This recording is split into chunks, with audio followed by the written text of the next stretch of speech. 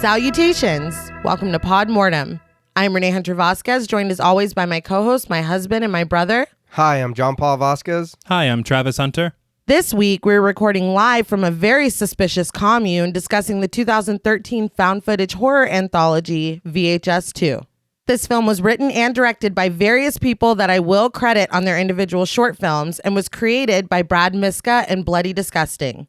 VHS 2 is the second installment of the VHS franchise, once again highlighting a variety of horror directors and writers. This film was recommended to us by friend of the show, Kat. Kat is one half of the fantastic podcast Girl That's Scary. If you love horror and you love to laugh, give them a listen if you haven't already, and don't forget to subscribe. Follow Kat on Instagram as well, at Danny the Kid with 2 N's and 2 D's. Thanks, Kat. So, what did you guys think of VHS 2 the first time you saw it? I think we watched this one together and the rest of them, right? I think so. I'm almost positive that Right. we did. I was trying to remember because as I was watching, I was like, we must have. I think Yeah. I'm very sure that we did. Because I remember us watching them and talking about them, like having Yeah. fun, poking fun at them or whatever. Basically Us? this. Yeah. No way. But I do remember liking it, but I couldn't remember how much I liked it. Right. So watching it for the show, I feel I like this one maybe a little more than the first one. I don't think you're alone. Oh, Yeah, I- I will flat out agree Yeah. with you. Yeah. Without a doubt. I think that the deal for me was that there were parts, I don't want to be a dick. There were parts of the first film that I actively hated. Same. Right. Yeah. I don't think there was anything in this film that I hated. No, for me, there are a couple eye-rolly parts. yeah. Fair. But I was Mad. mad on some of the parts of the first VHS. Yeah. I was pretty frustrated. I didn't feel that way this time. No, and I think that the thing for me is that not only, first of all, we all know, everyone at the table loves the Blair Witch Project. Oh, yeah. Of course. So to have one directed by Eduardo Sanchez in this is great. Yeah. But the real standout, Man, Safe Haven segment, you better preach. is one of the greatest anthology segments I've ever seen in anything. Yeah. And so that already ticks this movie above number one just on that basis alone. Definitely. To piggyback on what you said, John Paul, I obviously did like this one better than the first one, even the first time I watched it, but I haven't revisited it in a while. Right. And Safe Haven was such a standout for me that it overshadowed the rest of I genuinely did not remember a lot of any of Me the other neither. stories. So revisiting it, I'm like, these are good. I mean, not all of them are great, Right. but there's a couple of them, one in particular that I really, really liked besides Safe Haven. But yeah, man, I can't say enough about Safe Haven. I was like, while I was watching this and thinking about it in the context of the show, I'm like, this one may break my scale. I don't know how to factor this into the overall rating. It makes it so difficult that it's a part of an anthology. Right. Because you're Can like I just alone. grade you alone? Yeah. Yeah. But I feel like you can kind of tell they learned from their mistakes from VHS and they really tried to fine Oh, tune yeah. what they were going to do for this one. Because first of all, the runtime, Oh yeah, Oh, grateful. no, much better. yeah. Grateful and for the runtime. it's one story less, if I'm not mistaken. Yeah, And so they're like, look, that was a little bloated. admittedly so. Let's trim it back a little bit. And the fucking turnaround. VHS 1, I think, debuted in January of 2012.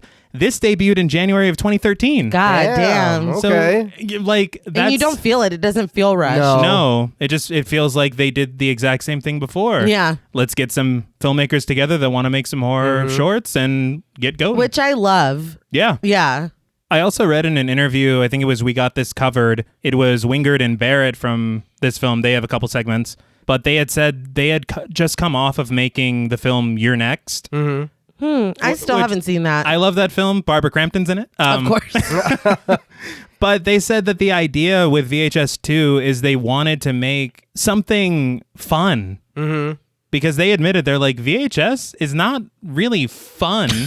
No. Like when you look at the subject matter and a lot of the. You mean the sexual assault? Well, yeah, that's not. That's not. I was like, Maybe let's- if it's a bunch of Chads or something watching yeah, it. it's but fun Yeah. for them. Yeah, but but let's it's call it what not- it is. And Yeah. fuck them forever. but- Exactly. But they're exactly right. And I feel like that's the thing I can take away from this is that VHS 2 is just more fun. It is. No, I agree. And I, like you said, I don't hate any of it. No. There is a couple things I dislike, but not like to the part where it's like, oh, fuck this movie. Yeah. You know, but it is way better than the first one. Mm-hmm.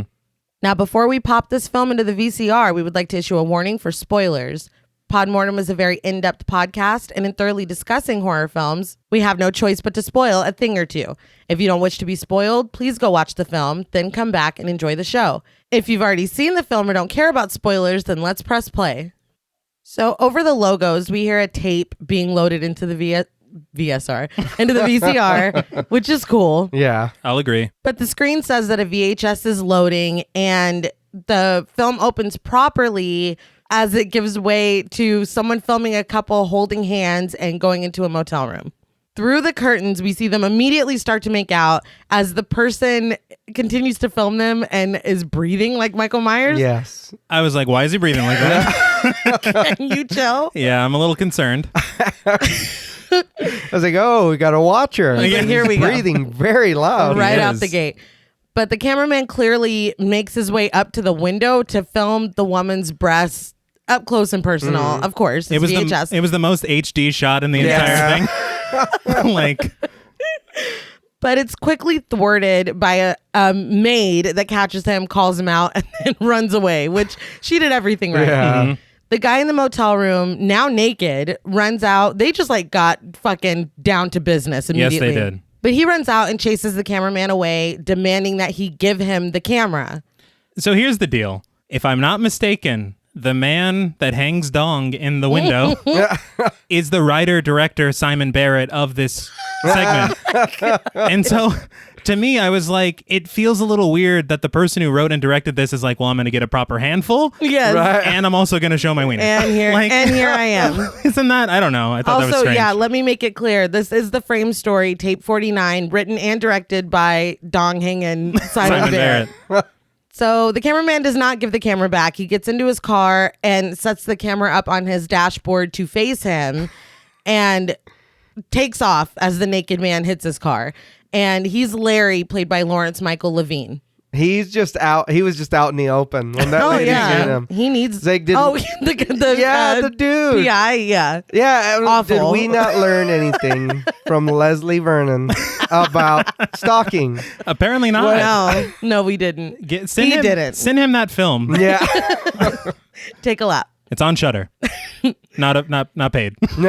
Not sponsored. No. But we cut to him on the phone later, being driven by his girlfriend Aisha, played by Kelsey Abbott, talking to the man he was filming at the motel. He tells him to come up with the counter offer because if he shows the footage to motel guy's wife, she's going to stop paying him. So like immediately you're like, okay, he's a piece of shit, Yeah. right? I said at the top that they learned from their mistakes, but they literally cast another asshole Yeah. Yeah. in the lead of the fucking Yeah. Frame Story. So it's basically like whatever happens to you, that's Yeah. fine. Don't care. Yeah. But after Larry tells him to add $300 to take care of the dent he left in the car, he says to come up with the figure by tomorrow or the footage is going to his wife, and then he just hangs up. That's blackmail, right? Yeah. Correct. Just making sure. Pretty sure that's a crime, but you know. Aisha asks what's next for them, and Larry tells him about a woman who's hiring them to find her son, Kyle. He's apparently missing. He hasn't been to classes in a week and he won't answer her phone calls. And Larry is like, let's rack up expenses basically and drag this shit out because she's paying $1,000 a day. Well, I mean, that is a lot of money. She's trying to find her son. Like, Yeah. you're an asshole. He is, yeah. Yeah. But, I mean, But it is a lot of $1,000. money. Right? But they pull up to Kyle's house with their handheld camera and like another hidden camera, I guess. Yeah. There's cameras Everywhere. Yeah. I was a little confused. There's a lot of moments at the start that I'm like, I'm unsure that we need to tape this. Yeah. Right. At least with VHS the first one, they seem to just tape everything. Right. Here, it's like... Yeah, you're right. This is supposed to be for their job. Yeah. So, yeah. And they even angle it to get certain shots. I'm like, are you Also- selling this? Yeah. I don't think Larry would want on camera that he's like, pay me more and I'll show your wife. Fair. But they said that they don't have a key to get in, but Kyle's mother told them they'd be able to get in using a broken window in the back of the house. So it's like, okay. I would already feel like I'm being set up, Yeah. Oh, yeah. right? This Oh, is yeah. very, very sketchy. Like, immediately. And you didn't check his house? Why are we going to his house? Yeah. You're his I don't mother. know. It's weird. It's weird, but they were blinded by that $1,000 a day. As I would have been. Right. I'll do whatever you want. That's fine. But they go to the back window and Larry takes out a crowbar and starts to pry it open. So this dude's just ready for anything. They hear a thud inside and wait, wasn't the window supposed to be broken? Yeah, but then they just open it. Yeah. It's not broken if you have to use a crowbar. She's like, oh, I'm sorry, I meant unlocked. Wait, no, they're using a crowbar. His mom has no idea what's going alive. on. She doesn't even know her son's name. Right. But they hear a thud inside and he uses the light from the camera to check the room, but it's empty. He says it's just an old house, but Aisha's concerned that there's someone inside because clearly there's someone inside. That wasn't like a normal. No house settling Yeah. sound. No. But Larry says that he wants to talk to whoever's in there if there is somebody in there, and he opens the window up the rest of the way. But I'm like, maybe go ring the doorbell. Yeah, dude, I'm sorry, but if somebody comes in my house through the window, I'm not looking Well, to no, talk. yeah. Can no. we talk, please? But they climb inside and take a look around the house. And in the living room, they find a bunch of TVs stacked on top of each other with static. I like that visual. Yeah. Not as many as the first movie, but No. still enough. He's It was just a effective. kid. Yeah. Say, I can't afford that many TVs yet. Maybe my mom could. But there's an open laptop in front of the stack of TVs. While Aisha checks it out, Larry continues to look around and he finds what appears to be a fresh drop of blood on the wall. He's like, it's still wet. There's time. Touches it and shit. Yeah, I feel like, and his warning to Aisha is so lacking to me. What do you mean? He's just like, you've got your gun, right? Oh, And she's like, yeah. Yeah. You should be like, hey, I found some fresh blood on the wall. Just be aware that there might be a bleeding human in the house. no, she's got her gun. She's fine. All right. I'll bring it up later, but I was like, they're together? I was like, you don't seem very No. coupley. I feel like it would play better if they were just coworkers. Right. Because Yeah.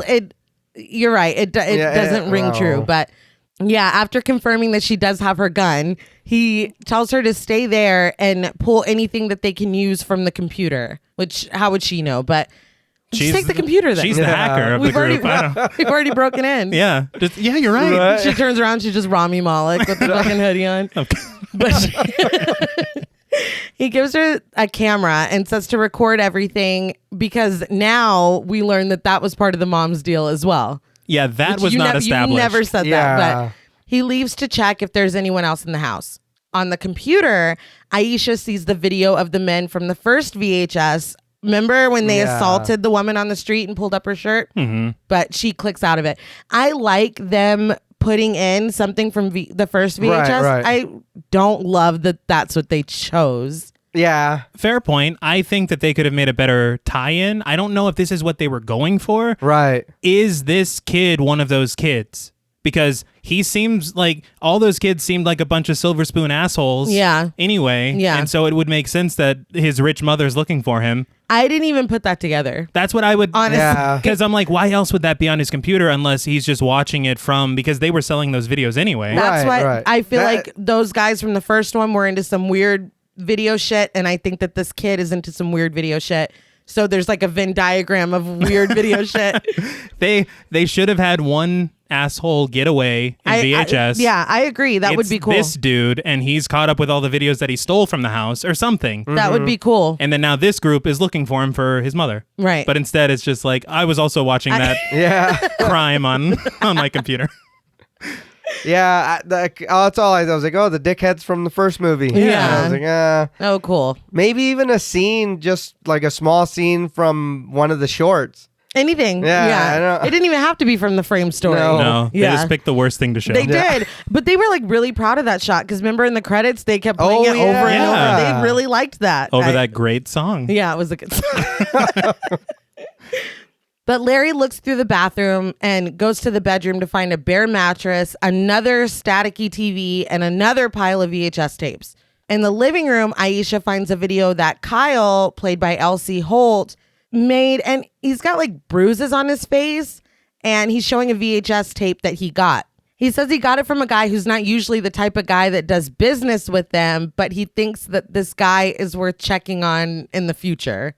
Just a bit convoluted. Yeah. I don't. Who are you making this for? I don't know. Okay. His mom. Yeah. Right. In the bedroom, Larry finds a blow-up doll underneath the bed. I hope that doll was crying because Yeah. it was Really? I didn't even notice Oh that. no, yeah. the face was quite wet. Yeah. I noticed I that didn't too. I even was know like, what the fuck? Like, let's just get out of here. Yeah. This isn't worth. not worth I'm not taking the jobs. No. But back on the video in the living room, Kyle says that one of the tapes he got was the real thing. He holds it up to the camera and Aisha pauses the video as she notices that exact same tape sitting in front of the TV. Like, what are the odds, right? Yeah. It's not a trap. No, not Right. at all. And among the VHS tapes in the bedroom, Larry sits the camera down while he's reading through like these handwritten journals that are on the table. Mm-hmm. But as he does so, we see someone move in the background behind him. Mm-hmm. I mean, we already knew. We heard Yeah. it too, Right. Larry, okay? We also watched VHS. Yeah. Right. But back in the living room, Aisha loads up the tape, which is marked only with an X. She sets down the camera and sits down in front of the TV, and we see someone behind her start walking into the room, and then it cuts off. Well, she frames herself perfectly. She does. And Yeah. She does. that always makes me laugh in found footage. It's like, Yeah. don't follow the rule No. of thirds. But they were like really creaky steps. Yeah. You didn't hear them? Oh, no, it was No. loud as fuck. Yeah. Yeah. I guess that static is just She's Not even really enough into to just this. like move, turn around or look, Nope. nothing. Just Nope. no. something's behind me. It's We cool. have to find out what's on this tape, which has nothing to Yeah. do with the reason we're here, but we have to know what's on this tape. I think, again, as much as I hated the frame story of the first VHS, they had a better reason to be watching To the be tapes. watching him. Yeah. Yeah. There's I no agree. reason here. No. Except I saw a weird video that means nothing. They're like $1,000 a day. I'm watching all of That's these true. and I'll put it on the tab. Mm-hmm. So now we launch into the first segment, Phase 1 Clinical Trials, written by Simon Barrett and directed by Adam Wingard. The screen goes blue and gives way to static, and then finally we come up on a hospital with the doctor looking directly down at us with a bright light. After performing a quick vision test, we learn that we're seeing through a prosthetic camera eye. Mm-hmm. We're in the view of Herman, played by Adam Wingard, as Dr. Fleischer, played by John T. Woods, tells him that his uninjured eye is now competing with the new implanted one, but things will get back to normal and his vision is going to return. Quite a bit of exposition A lot. up top. But he says until it does go back to normal, he might see glitches. And in fact, since the transplant is so rare, they've included a recording device inside the implant to take note of the glitches that Herman's going to experience. So Herman looks at himself in the mirror and one of his eyes does look kind of like robotic. Right. And I thought it looked cool. Mm-hmm. I saw in an interview with Adam Wingard that he actually was wearing a legitimate contact lens. Oh, wow. And he said it was fucking painful. I bet it was. But it's not, because they very easily could have just done CG Right. to make his eye look Yeah. Terminator-y or whatever. Yeah. Yeah. No, But but it instead- looks cool and it Yeah. doesn't No, it look does. like It looks overly crazy or anything. Yeah. And I do have to commend the editing work because he's obviously, the camera is meant to be in his eye, Right. Right. but you don't see any kind of camera in this shot. No, you're right. Yeah. They apparently filmed this twice with like tracking marks on the mirror so they know where to cut and splice and composite the scenes together. So you have one with him filming with the camera, one with just him. Wow. All Yeah, right. no, So, they did a great job. It's pretty Yeah. smart. Yeah. But Herman asks what happens when he wants private time. And the answer to that is simple. He does not get private time. The device cannot be turned off until the end of this trial period. But the doctor says that being monitored is a small price to pay for having access to this implant at all. can he just close his eye when he poops? Yeah, I was thinking the same thing. Like, I don't know why That's he's... literally putting the cover over the Wear camera. a patch or something. He's like, Yeah. no. We will see Like, everything. no, we would like to we also see took it. your eyelids. That was the second part of the operation. But they schedule up a follow-up appointment and Herman leaves. And on his way out, he passes a woman with red hair and a side shave who stares at him, like even turns around to look at him when he's trying to leave. I wonder if we'll see her again. Probably not. I doubt it. Yeah. But after getting dropped off at home, Herman settles in to play video games and he puts his controller down once we hear his tea kettle start whistling. So just a couple things here. One, nice place. Yeah. It's stupid how... Unbelievably nice place. Do Yeah. we know what he does? No, No. he gets eye surgery. I'm mad. I'm mad like I was in Paranormal Activity. Like you have no business having this home. So whatever happens to him, I don't care. Yeah. But the second thing is that the game that he's playing, I saw in the credits, was designed by a guy called Chris Wingard. Oh, I love it. So I'm assuming it's like his brother. Yeah. That's awesome. I'm not against robot body parts, Uh-huh. but maybe let somebody else test it to make sure it works before First, you. Yeah. Yes. You know. I mean, I can't, there is no reason why a human trial is first. Well, yeah. I mean, in all fairness, because I do love the animals, but I feel like I don't need the... Yeah. Well, I feel like maybe he didn't have to pay for it. The way that the doctor kind I of talked know, about but- it. It's like, look, this is a small price to pay for being able to have it. Right. I'm not paying for this fucking implant. And also you're testing it on me. Yeah. You don't get both. Yeah. No. And he could afford it. So. Yeah. Obviously. He spent all the money on the house. Oh, yeah. But he gets his tea and then comes back to find that the controller isn't where he left it. It's on another table. Suddenly, there's a loud crash in the kitchen. So he sets his tea down and goes back into the kitchen to find that the kettle is now thrown on the floor. So this is more than just seeing things. Yeah. Yeah. Yeah, you're right. Because even, you know what? Even going on later, none of this makes sense. Yeah.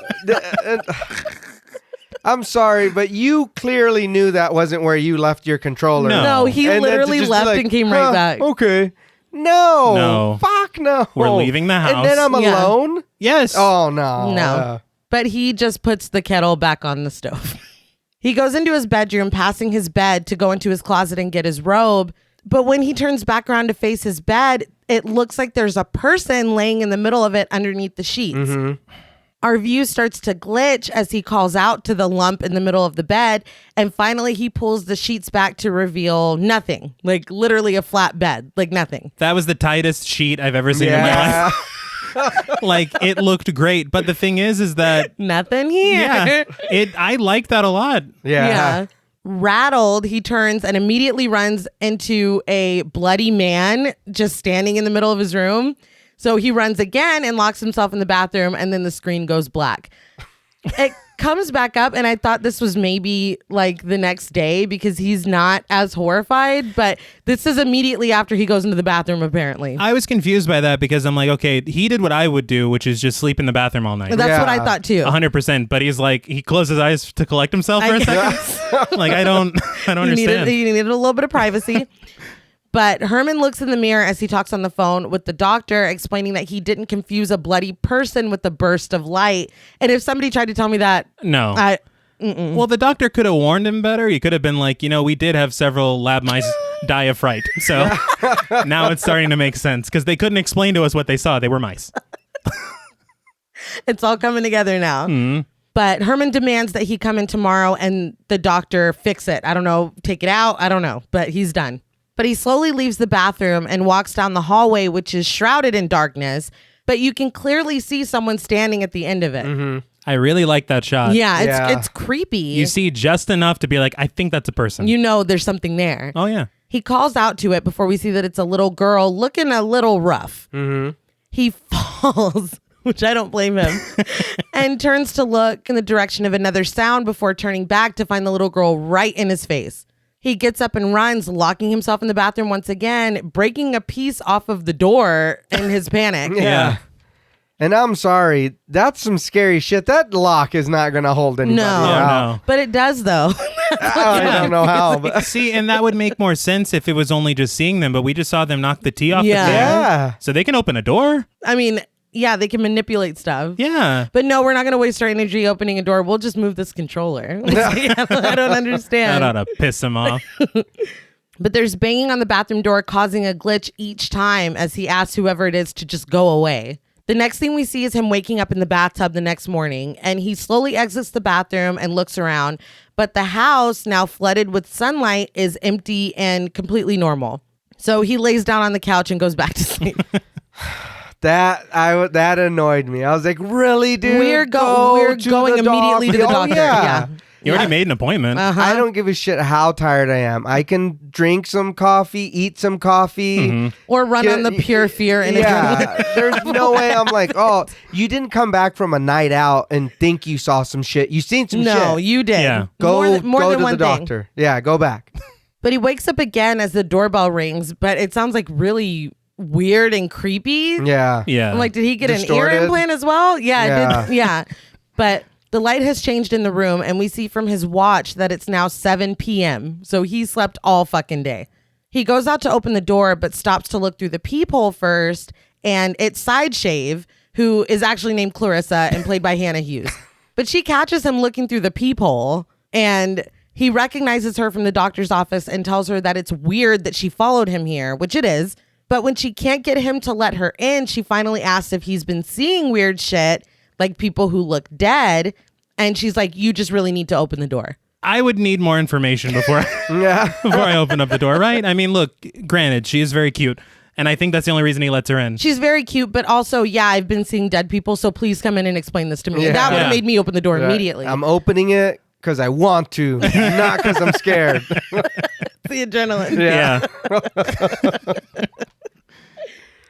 But she invites herself in and introduces herself and immediately asks for beer or painkillers and says that she'll just have the beer since he doesn't have any painkillers. Yeah, make yourself at home. Yeah. More on these ghosts, please. Yeah. Yeah. No, she just nonchalantly is just walking through the, no. But she tells him to get a beer for himself as well because he's going to need it. The camera comes back up on them in the kitchen and she sits down with her beer and explains that she was born deaf, but her parents got her a cochlear implant when she was 16 and it worked, but the implant made her pick up different frequencies. Like baby monitors? Yes. My She was thing- listening to all the neighborhood gossip. Right. how does she know that he's gone under the same kind of procedure? How did she know when she saw him at the doctor's office? Because she was staring him down then. Did her ear have a weird lens too? And I don't like, you know, I don't know. I don't understand. It gets more confusing for me in just a few moments. But she asks him what happened to his eye anyway, and he tells her that he was in a car accident. She suddenly asks who the little girl is. There's a little girl here because she heard her crying when she came in, even though she's quiet now. And I'd be like, can we get down to it? Because I'd say, can we have this conversation at a coffee shop? Yeah. Oh, yeah. can we get the Right. fuck We out of do here? not need to be here. No, the site of the activity. Yeah. Yes. No. But she gets up and wanders through the house, explaining that people go their whole lives without being able to see or hear at this frequency. So when people are able to, they take notice of it. Come on, man. Please stop being so vague. Yes. Yeah. She says that that's why she found him, to warn him. The more he interacts with them, the more they can touch or even hurt him. He tells her that it's going to be fine because he's getting the implant removed tomorrow, but she says that doesn't change anything. They'll still be there. He just won't be able to see them. So at that point, I'm like, all right, I'm keeping it in. Yeah. Yeah, so at least I can see him coming. Yeah. And I'll fuck them up if they get Yeah. too close. So just ignore them. Yeah. Just don't look. Just don't It look. worked for, Lisa. Lard Lab. But she sits down and he turns to look at her, but sees a man in his underwear standing on the other side of the window. He warns her, but she says that she already knows he's there because she could hear him. She takes off her shoes and belt and chugs the rest of her beer. And she explains that it's her uncle and he was a bad person and she knows just what to do to make him go away. She pushes him onto the couch and gets naked. Now, this is where what? Well, you take the good, you take the bad. We have an Xbox right here. Like, I That's don't know true. why Yeah. why this had to be your alternative. They preferred the sex box. I don't think Xbox over sex is I understand, but how many people you doing this with? Because we met 5 minutes ago. Are you feeling insecure, Adam Wingard? Yes. yeah. I don't know. I just felt like it was so unnecessary. It was. Maybe just take your mind off of it. If you're totally into this, then you're not paying attention to get that. technically But- why they're having sex, but it's very forced. Couldn't they have just Well, watched yeah. a movie? They could have done anything else. Get out the fucking chessboard. You could have done anything Yeah. else. Oh, I don't know. I about feel like that. The these chessboard. I don't know about listen.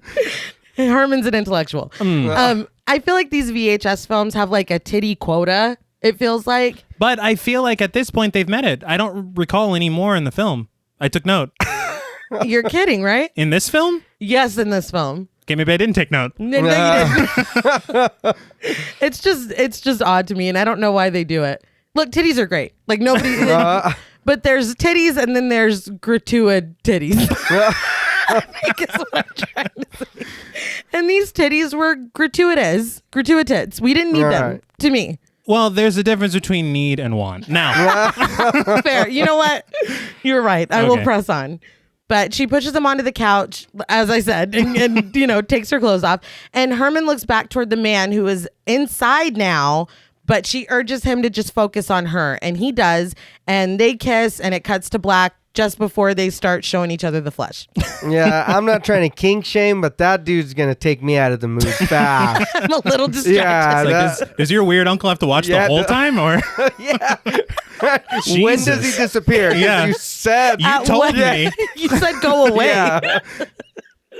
I think the main issue here is that none of this has made any sense so far. No. There's not No. one point that I'm like, okay, well then get me into the logic of this universe you're building. Yeah. I know you only have, I think this one's like 15 minutes long. Yeah. It's short, but I mean, we could have gotten a little bit more. Yeah, 100%. I agree. A little less gratuitous and then just a little bit more backstory. And Yeah. you're right, he didn't go away. No. No. He actually was in the room now. He got Yeah. closer. It's like, dude, back up. Jesus. Go haunt that corner. Yeah. What the fuck? Can't you see I'm trying to do Yeah, I something know. here? But later he wakes up on the floor with Clarissa still asleep on the couch and he covers her with a blanket. We see that she has a bandage on her arm that looks like it's bleeding. Yeah. And that's it. That never comes We up. never talk Yeah. about it. And that was a major issue for me because it was in the shot and I was like, okay, so that's going to be a big deal. Yes. Right. Never it even wasn't. He never even is like, hey, what happened to your arm, man? No. Nothing. Yeah. Like there's nothing. But he goes into the bathroom and looks in the mirror and tells the scientist that he wants that footage sent to him. And that was kind of funny. And he's very sweaty. Yeah. But he turns toward his bedroom and sees that same human-shaped lump in the middle of his bed. He asks if it's Clarissa, who he literally just left in the living room. But when he finally pulls the sheets back, it's that little girl. She sits up screeching and he runs. They do a great job of making you paranoid because as he's leaving the bathroom or he turns to the bed to see that, there's a towel that's in the bathtub, but I thought it was another ghost. I was like, oh shit. But it wasn't. Oh, it's a towel. Yes. I'm not afraid of those. Not yet. But he sees Clarissa. He sees Clarissa being dragged down the hallway and thrown into his pool. Yes, he has a pool. He tries to help her out, but something keeps holding her back and pulling her under the water. He jumps in to try to help her, but it glitches as he continues to try to pull her out of the pool. I was trying not to say pull out of the pool, but no, I'm saying it. here we are. He put maybe 30% of his effort into Right. getting her out. He there was no try. Yeah, he could have done a little more, but I was like, isn't this your girlfriend now? Or? Yeah. What? First of all, what are we? And then Yeah. maybe I'll save you Well, after that yeah, conversation. what happened to your arm? Yes. And then we'll figure it out. I like your hair. But finally, he sees her lying on the bottom, just drowned. Like she's just dead. Yeah. He gets out of the water and looks at the pool as he catches his breath, but water shoots upward out of it and he runs. I feel like I've said he runs about Yeah, I 18 know. times. His eye was glitching more after the pool. Yeah. I thought the doctor should water? have been like, no, don't get that eye wet now. wetter than it already is? Well, I guess eyes are wet. That's Yeah. the point of an eye. Well, that's not the point of an eye. The point of an eye is to see, but That's a characteristic of an eye. there we go. But he sees a little girl and the bloody man as he runs into his bathroom, closing the door on the man just in time before he gets in. He goes to the sink and grabs a straight razor, saying that he's getting this out of him now. After he's like, I can't look at this shit. So after deciding that he can't look at himself while he does it, he looks down into the sink and uses the straight razor to gouge the implant out of his eye. It looks pretty neat. It Yeah. does. And they're using their low budget to do it differently, because on a higher budget, he probably would have looked straight into the mirror and He cut, would have. yeah. He would have. cut that Yeah. eye out. But no, I appreciate it. I agree. But he picks the implant up and looks at it with his hand covering the bloody half of his face. And behind him, we see Clarissa and her uncle. So she made it through the other side remarkably quick. Why is she? Well, he didn't save her, so I'd be mad too. She's like, fuck this dude, man. I thought we were dating. But he sets the implant down and leaves the room, only to be grabbed by the bloody man while the little girl looks on. The bloody man comes back into the bathroom, grabs the implant, and shoves it down Herman's throat, and we make the journey as the camera glitches. So what did you guys think of Phase 1 clinical trials? I didn't hate this one. Mm-hmm. It was. I mean, it was cool, but it, like you said, there was a lot of what the fuck. Yeah. Shit happens quick at that end. Oh yeah. Like he wakes up and then all hell breaks loose, and that shit was fucking. The thing is also okay. So the ghosts wait for somebody to see them or hear them. Sure. Are they in cahoots with the scientist? Why are they so mad? We got a lot of questions. Yeah. Did Herman kill these folks? I don't know. Right. I'm Because very confused. he let her die and she's here now. I don't think let her die is Yeah. And I don't really believe in his ability to save anyone after what I just watched. Because he did kind of like slow run around the pool. Yeah. He's like, oh wait, Clarissa, let me no. get you a pool noodle. He- It's like, no, something's holding her under, dude. What are you doing? Pool noodle. This one was good, but not great. Right. I think it might be my least favorite in the bunch. I am torn between this one and another one being my least favorite, but I think it's probably this one as well. I think the thing that gets me is there's really nothing outside of the eye gimmick. Yeah. Right. You know, there's no real story. There's some neat camera tricks, but Yeah. there's just nothing to latch on to. Really, really cool camera tricks, and I will give it, I really enjoy the premise of it. It reminds me of that film, The Eye. Right. But I think for me, I'm just impressed anytime one of these films can find an organic and genuine way for us to be viewing this from the main Right. character's point of view. I do appreciate that. Because it gets really annoying when it's like, oh, wait, let me grab my camera. You would not be grabbing your camera. Yeah. No, you'd But just be this- running. Yeah, this, he can't help it. It's in his eyeball. That's how we're seeing it. So I appreciate that. Moving on. Back to tape 49. Aisha finishes the tape and does not even look phased by what Yeah. she's seen. I literally wrote she is unfazed by the tape she just watched. Yeah. She's like, I don't know how many more tapes I plan to watch tonight, but that's definitely the weakest segment. But she takes it out of the VCR and calls for Larry, who comes in and asks if she's okay. She says she is. She just watched something weird, but it couldn't have been real, so it's fine. She tells him that she's cloning Kyle's hard drive and starts the video on the laptop again. Kyle says that the tape is the final link for him, and he's been told that it only affects you if you play it in the correct sequence, but he's been... And then she stops the video. Can we hear more, please? Please, yeah. If you're watching these videos. So what I want to know is why these tapes are making people do this. Why if you watch it in this order, it makes you crazy or you do crazy And what shit. does what exactly does it do? Where did they come from? Why is it these types of videos? You know what I mean? No, Like, I totally get that. And the thing that really sucks is that I read in an interview with Adam Wingard that in phase 1 clinical trials, they hint at something about electromagnetic fields as being opened up with the eye implant and the ear implant. Right. And then he said that idea was going to be fleshed out more in tape 49 as something within these tapes that are releasing things. But they cut it. Oh my God. So we Come on, man. I don't know. So we just remain clueless, and it's just some weird guy on a laptop saying the sequence. Yeah. Yeah. It was a short enough film. Yeah. We could have put it Yeah. in there. I think they really took to heart that the first one was so bloated Which it was, but there's a line. Give us a little bit more. Yeah, because then tape More story. Tape 49 is just pointless. It is. It is. You know? Yeah. It's just a vehicle for us to. Not to spoil what I think about it later. You loved it. Got yes. it. But no, we did. We talked about it, and I was like, I don't understand. Why are you not telling us this? That's what I want to know. Yeah, me Yes. too. Because explain where are these coming from? Like there's so many avenues you could What's take. the first one? Yes. That's a good question. That's a movie. But Aisha asks if this is the missing kid on the tape, and Larry tells her yes, and that he found journals in his room that are just nonsense. He's like, but you should definitely keep looking through these tapes. And I don't understand why. At this point, I'm like, is he setting her up? Yeah. Which would be more interesting, but spoiler alert, that's not what's happening. But he says that maybe they'll find something relevant in them. So he leaves and she plays the video for a moment while Kyle says how the supernatural elements of the tape can affect your cerebral cortex. So I think that's where they're hinting at it. That's the most that we get. Yeah.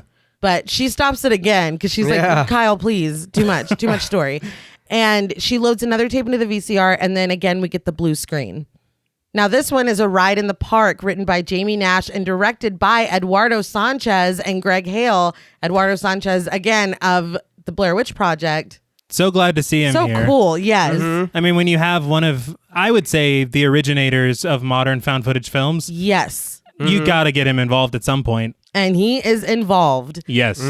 So this one starts as Mike, played by Jay Saunders, starts the camera on his bike and then puts on a helmet with a GoPro on it. And our view of what's happening is coming from those two cameras. I did want to point out just off the bat, his shirt says Frederick, Maryland. And I looked it up, and Frederick, Maryland is 20 minutes outside of Burkittsville. Oh, And this was filmed in Frederick, Maryland. So I'm wondering if these are the same woods. that's fucking cool. There's also, I feel like maybe another Blair Witch Easter egg later. Yes. Yeah. Okay. I was Yes. like, I can't be the only one that thinks this. No, Okay. I was like, yep.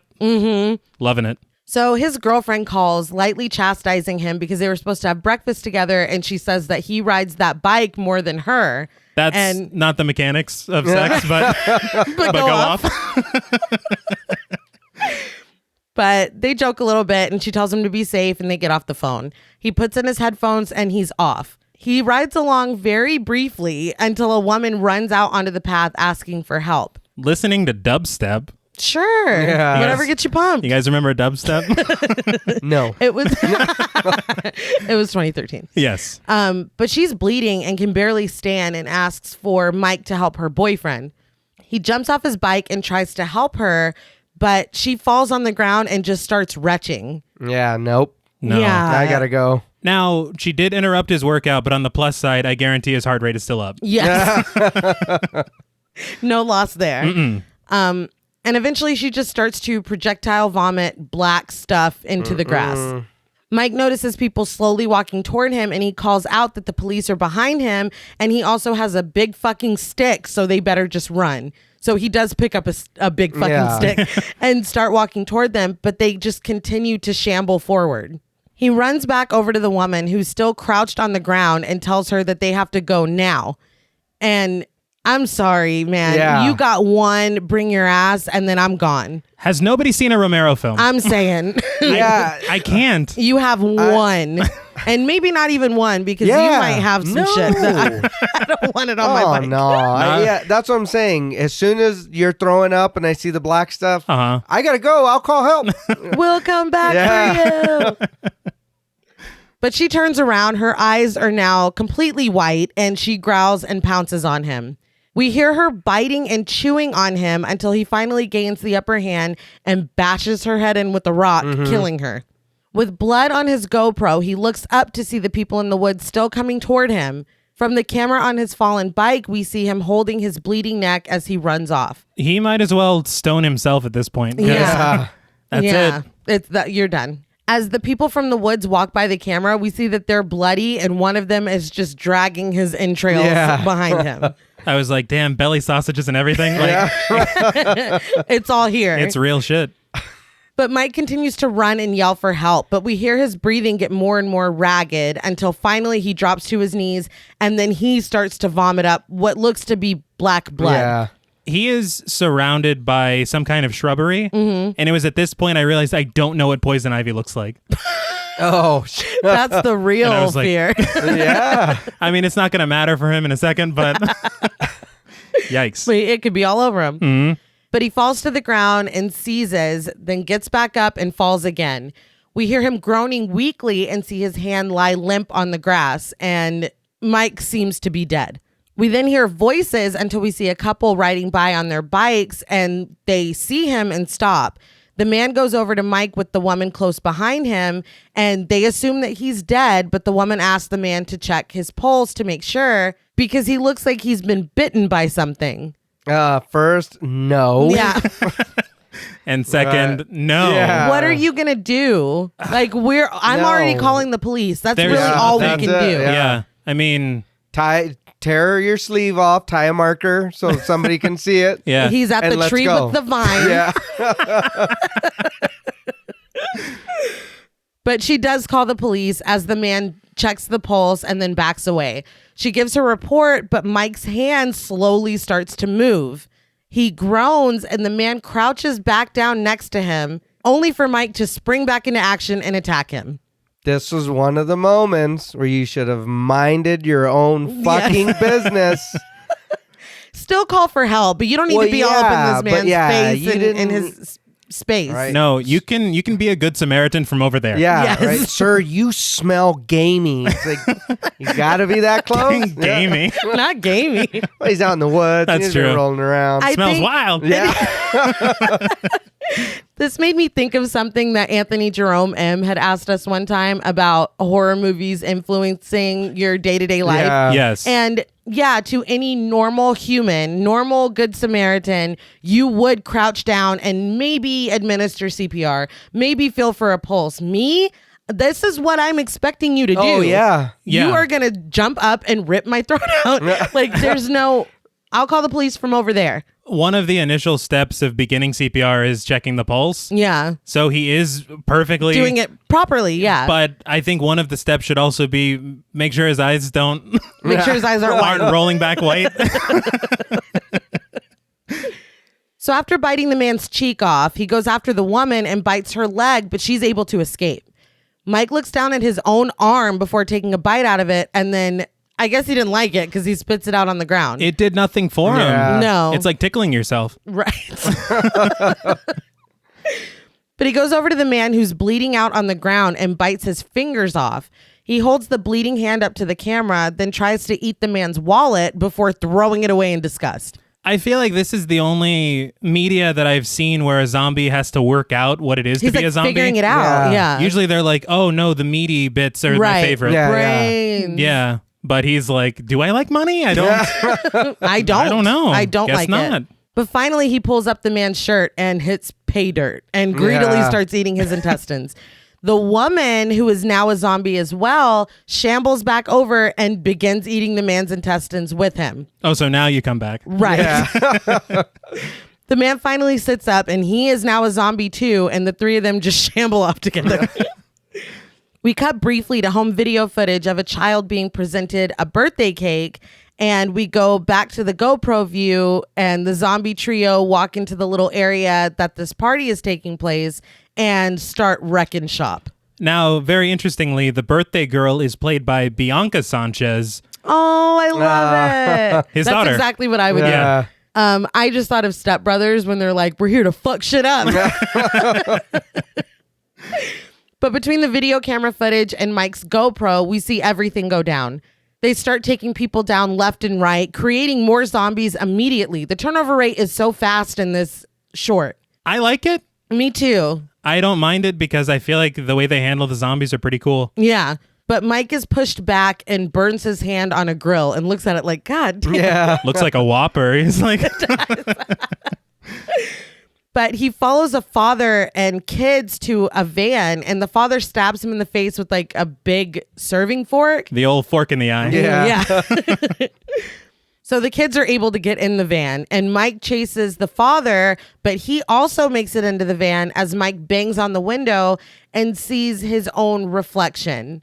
He touches his own face and stops, And it seems like he's kind of marveling at what he's become. There's Marveling. Marveling and like not like he not wasn't like, oh shit, man. not in a good way. Badass. He's like affected. I bite my own arm? That was crazy back then. For me, I feel like it's a very emotional shot, It Yeah. is. which It I did not is. expect. No. But I felt bad. Very much so. He's like, I should have just rode my girlfriend. Don't exercise is my Yeah. takeaway Yeah. from this. Don't do it. But he turns away from his reflection just in time to be shot with a shotgun. The man with the gun takes out a couple more zombies before being taken down himself. As the van with the father and the kids speeds off, Mike stands back up and looks around.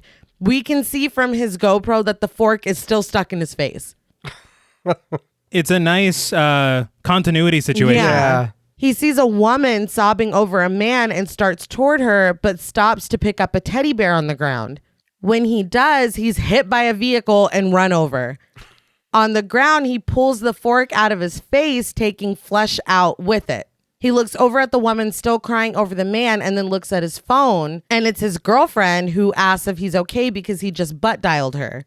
The woman looks up from the man and stares at him, and she runs off as his girlfriend tells him on the phone that she loves him and she can't wait until he gets home. He's like, I'm pretty fucking far Yeah. from okay. But he turns toward the shotgun on the ground, and there's a zombie eating a man, like just Yeah. beyond it. He crawls toward the gun, and when he gets to it, he picks it up and presumably puts it in his mouth. He pulls the trigger, and we spin in the air as his helmet flies off and lands next to Mike's body. The blood flows from his head as the gun in his hand smokes. It looks fantastic. It Yeah. does. Honestly, all of the gore effects look really good Yes. in this. But so, what did you guys think of A Ride in the Park? I remember that I liked it, but I was like, it's all right, you know. But watching it this time, I really enjoyed this one. My exact thoughts. Yeah. The first time we watched it, I don't know why, but I remember being bored. Yeah. I don't. Yeah, I remember. I remember being like, oh, I guess that's a cool, like, we see it from the zombies' point of view, whatever. That's fine. But watching it this time, I'm like, that was emotional. Yeah. Yeah. It had depth in such a short little piece of story. Yeah. And just the genius part, like you said, of seeing it from the zombies' point of view. Yeah. You see how the other half lives. The other half. Yeah, I don't know. But, and he's relatable because he took a bite and he didn't like himself. I don't like myself. It's I just like that there was still humanity left in him. That Yeah. he's like, it's like you see the gun or you see what you are, the zombie eating the man. And he's like, no, I'm taking the gun. I'm not doing this. And I don't know. I just love it so much. And the thing is that, again, that's kind of the importance of revisiting films you've already seen. Yeah. Because this, to me, the first time, it was unremarkable. It was okay. It was fine. But Yeah. now it's my second segment in the whole movie. Yeah. It's my second favorite as well. Like by a long shot. It's not yours? No, yeah, I'm saying you're yes. like, mm-hmm. When you were talking, I didn't want to.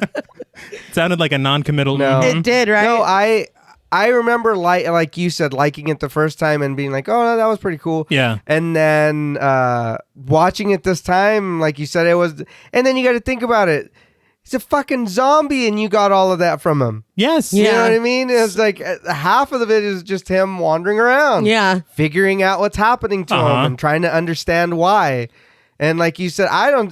What other choice did you have? Yeah. No, he If you, I if made you the same choice still I would have made. have that much know-how to be like, I've got to do something. Uh-huh. And then fuck it. hearing his girlfriend's voice, Yeah, I feel it's like it was I can't just- go home to that. I'm Yeah. gonna hurt her. He was Yeah. still in there. Yeah, Yeah. it was weirdly like beautiful and sad Yeah. in a weird way. And I do want to commend an actor that's like, yeah, I'll be your lead actor and you barely see me. yeah, That's yeah. commendable. Oh yeah. But yes, I think we all enjoyed A Ride in the Park. Yeah. Fantastic. It's really great. But back to tape 49. Larry finds Aisha sitting in front of the static screen and she looks dazed. He startles her and she says she must have fallen asleep, but we see that her nose is bleeding. I was so caught up in the last segment that I thought she was going to be a zombie. I swear to God. But he does give her correct advice about not tilting her head back. Yes. Yeah. I was like, this man is taking a first aid course. Right. But she tells him that she's having a migraine. He pushes past the gun in her purse to find her migraine medication, but it's not there. He tells her that they passed a drugstore and offers to go get her medicine, but he says he feels weird about leaving her here alone, which he should. This is your girlfriend, correct? Right. Go together. Right. So at this point, I was like, did you say I? Like you are planning on leaving me in this fucking place? I can go get it. That's No. a weird way to pronounce we. Yeah. And then at this point, this one I was like, wait, you guys are together? What? I don't get it. Because the vibe he's giving her, his tone, and it's like, you don't, like you said, if they were friends or coworkers or whatever. That would make more sense. Yeah, oh, yeah, but- I'll go grab it for you. Like, Yeah. you don't feel, I feel like you would still feel a need to protect her. I'm not leaving you in this fucking house. I would hope not. There should be more concern. Yes. Oh, you got one of those fucking Yeah. migraines again? I guess I'll go. No. What? Yeah. It's like dude, I'll be right back. Yeah. Did you You're forget fine, where we are right now? It's like, are we buddies? Yeah. I'll go get it for you, bro. Yeah. But she tells him that she doesn't feel like moving at all and insists that he just go. And I would hope that in that situation, you'd be like, no, get up. no, yeah. We're going. Uh-huh. But he leaves and we see someone crawling in the next room as Aisha puts in another tape and then the screen goes blue.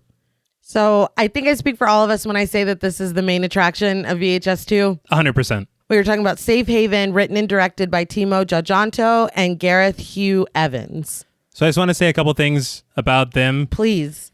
They've made, each of them, Timo, he made a movie called May the Devil Take You, and he also made a movie called The Night Comes for Us.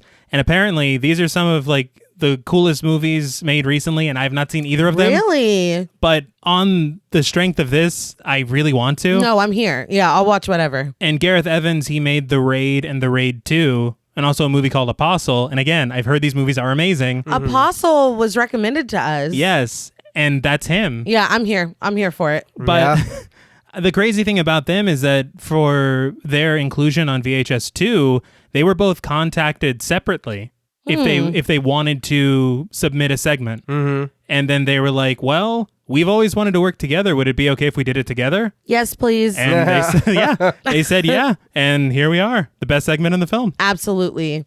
So we come in as a crew: Lena, played by Hannah Al-Rashid, Malik, played by Oka Antara, and Adam, played by Fashri Albar, and Johnny, played by Andrew Solomon, hide a button camera into Lena's shirt. Mm-hmm. After zooming in and deciding that it's not noticeable, they move on. But I did notice Lena holding her stomach as they are looking at her shirt. Only so slightly. Right. Interesting. So we cut to a restaurant and they record as Father, played by Epi Kuznandar, explains that everything they see is temporary because there's a whole other higher plane of existence, and his family and his disciples are getting closer and closer to passing through the gates to paradise. Mm-hmm.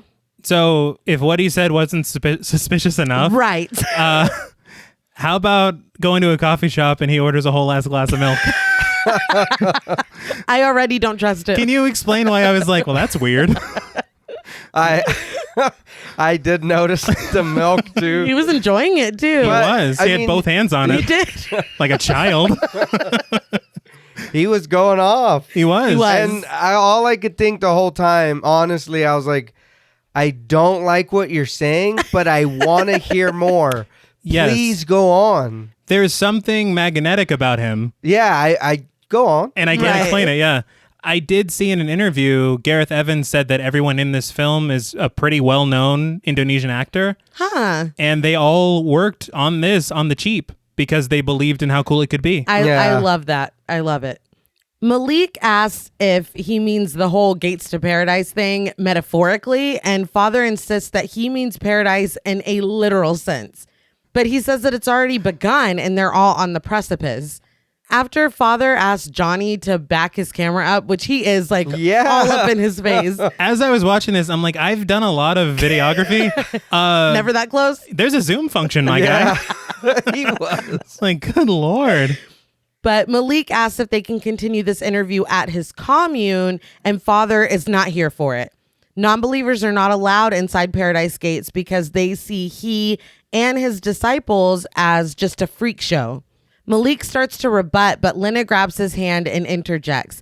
That's exactly why Father should let them in, because they would provide an unbiased view of the commune that only showed the absolute truth.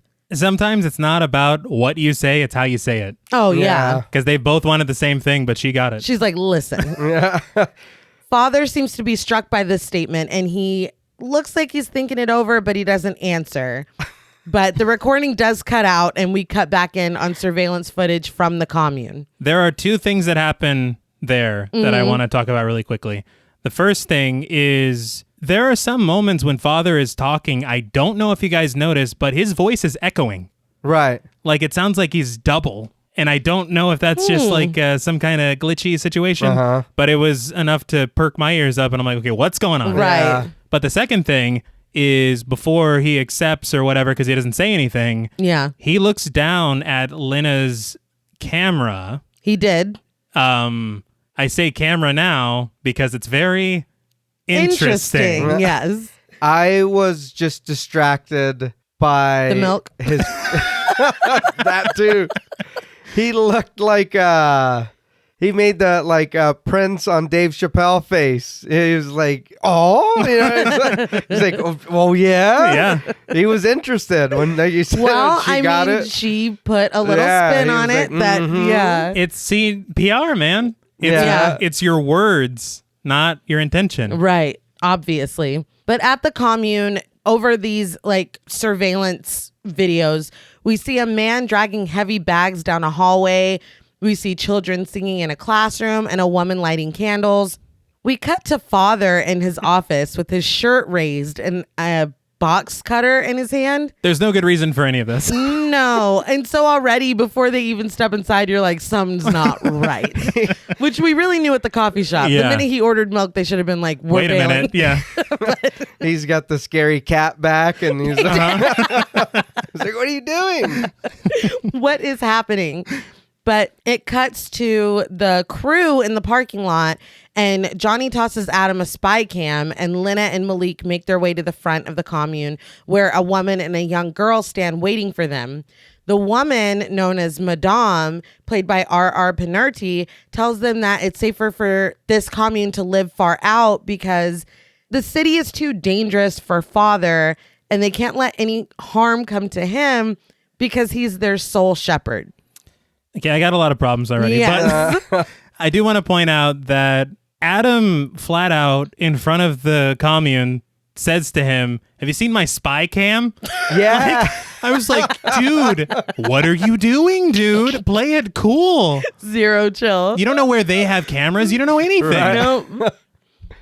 But the little girl, I think her name was Lydia, puts a necklace on Lena, and Lena asks if the other girls helped her make it. It has a little stick figure on it that looked very familiar to me. I think Ellie Kedward made it for her. Right. But the little girl tells her that she's not a girl anymore. Father took care of that. But Madame ushers her away before she can finish talking. I think at the center of every cult is just some creepy, horny old fuck. Yeah, that's why I was like, so he's fucking the kids then. Yes. I mean, yeah. Well, yes. Well, I mean, Don't be coarse. It's like, goddamn, dude. It's awful. It's disgusting. But they're like, well, let's still keep our appointment with him. I'm like, no, leave. Right. No, Yeah, they just came to get the tea. I don't think if this was anything altruistic or genuine, they would have called everything off and sent some authorities. That's Yeah. what I would have done. Yeah. Show Oh. them the tape that you just filmed. Father did what? Yeah. You know what? Maybe we can come back tomorrow and then send in We forgot something. our cameras. Right. You're holding it. Yeah. This is just for show. No, you didn't. Goodbye. Yeah. But they go inside and they focus the camera on a wall that has framed photos of Father and his followers. Underneath each photo is a large version of that Blair Witch symbol on Lena's necklace. But Lena takes off the necklace and hands it to Adam, telling him that it's just too creepy, which I probably would have kept it on while we were there. Yeah.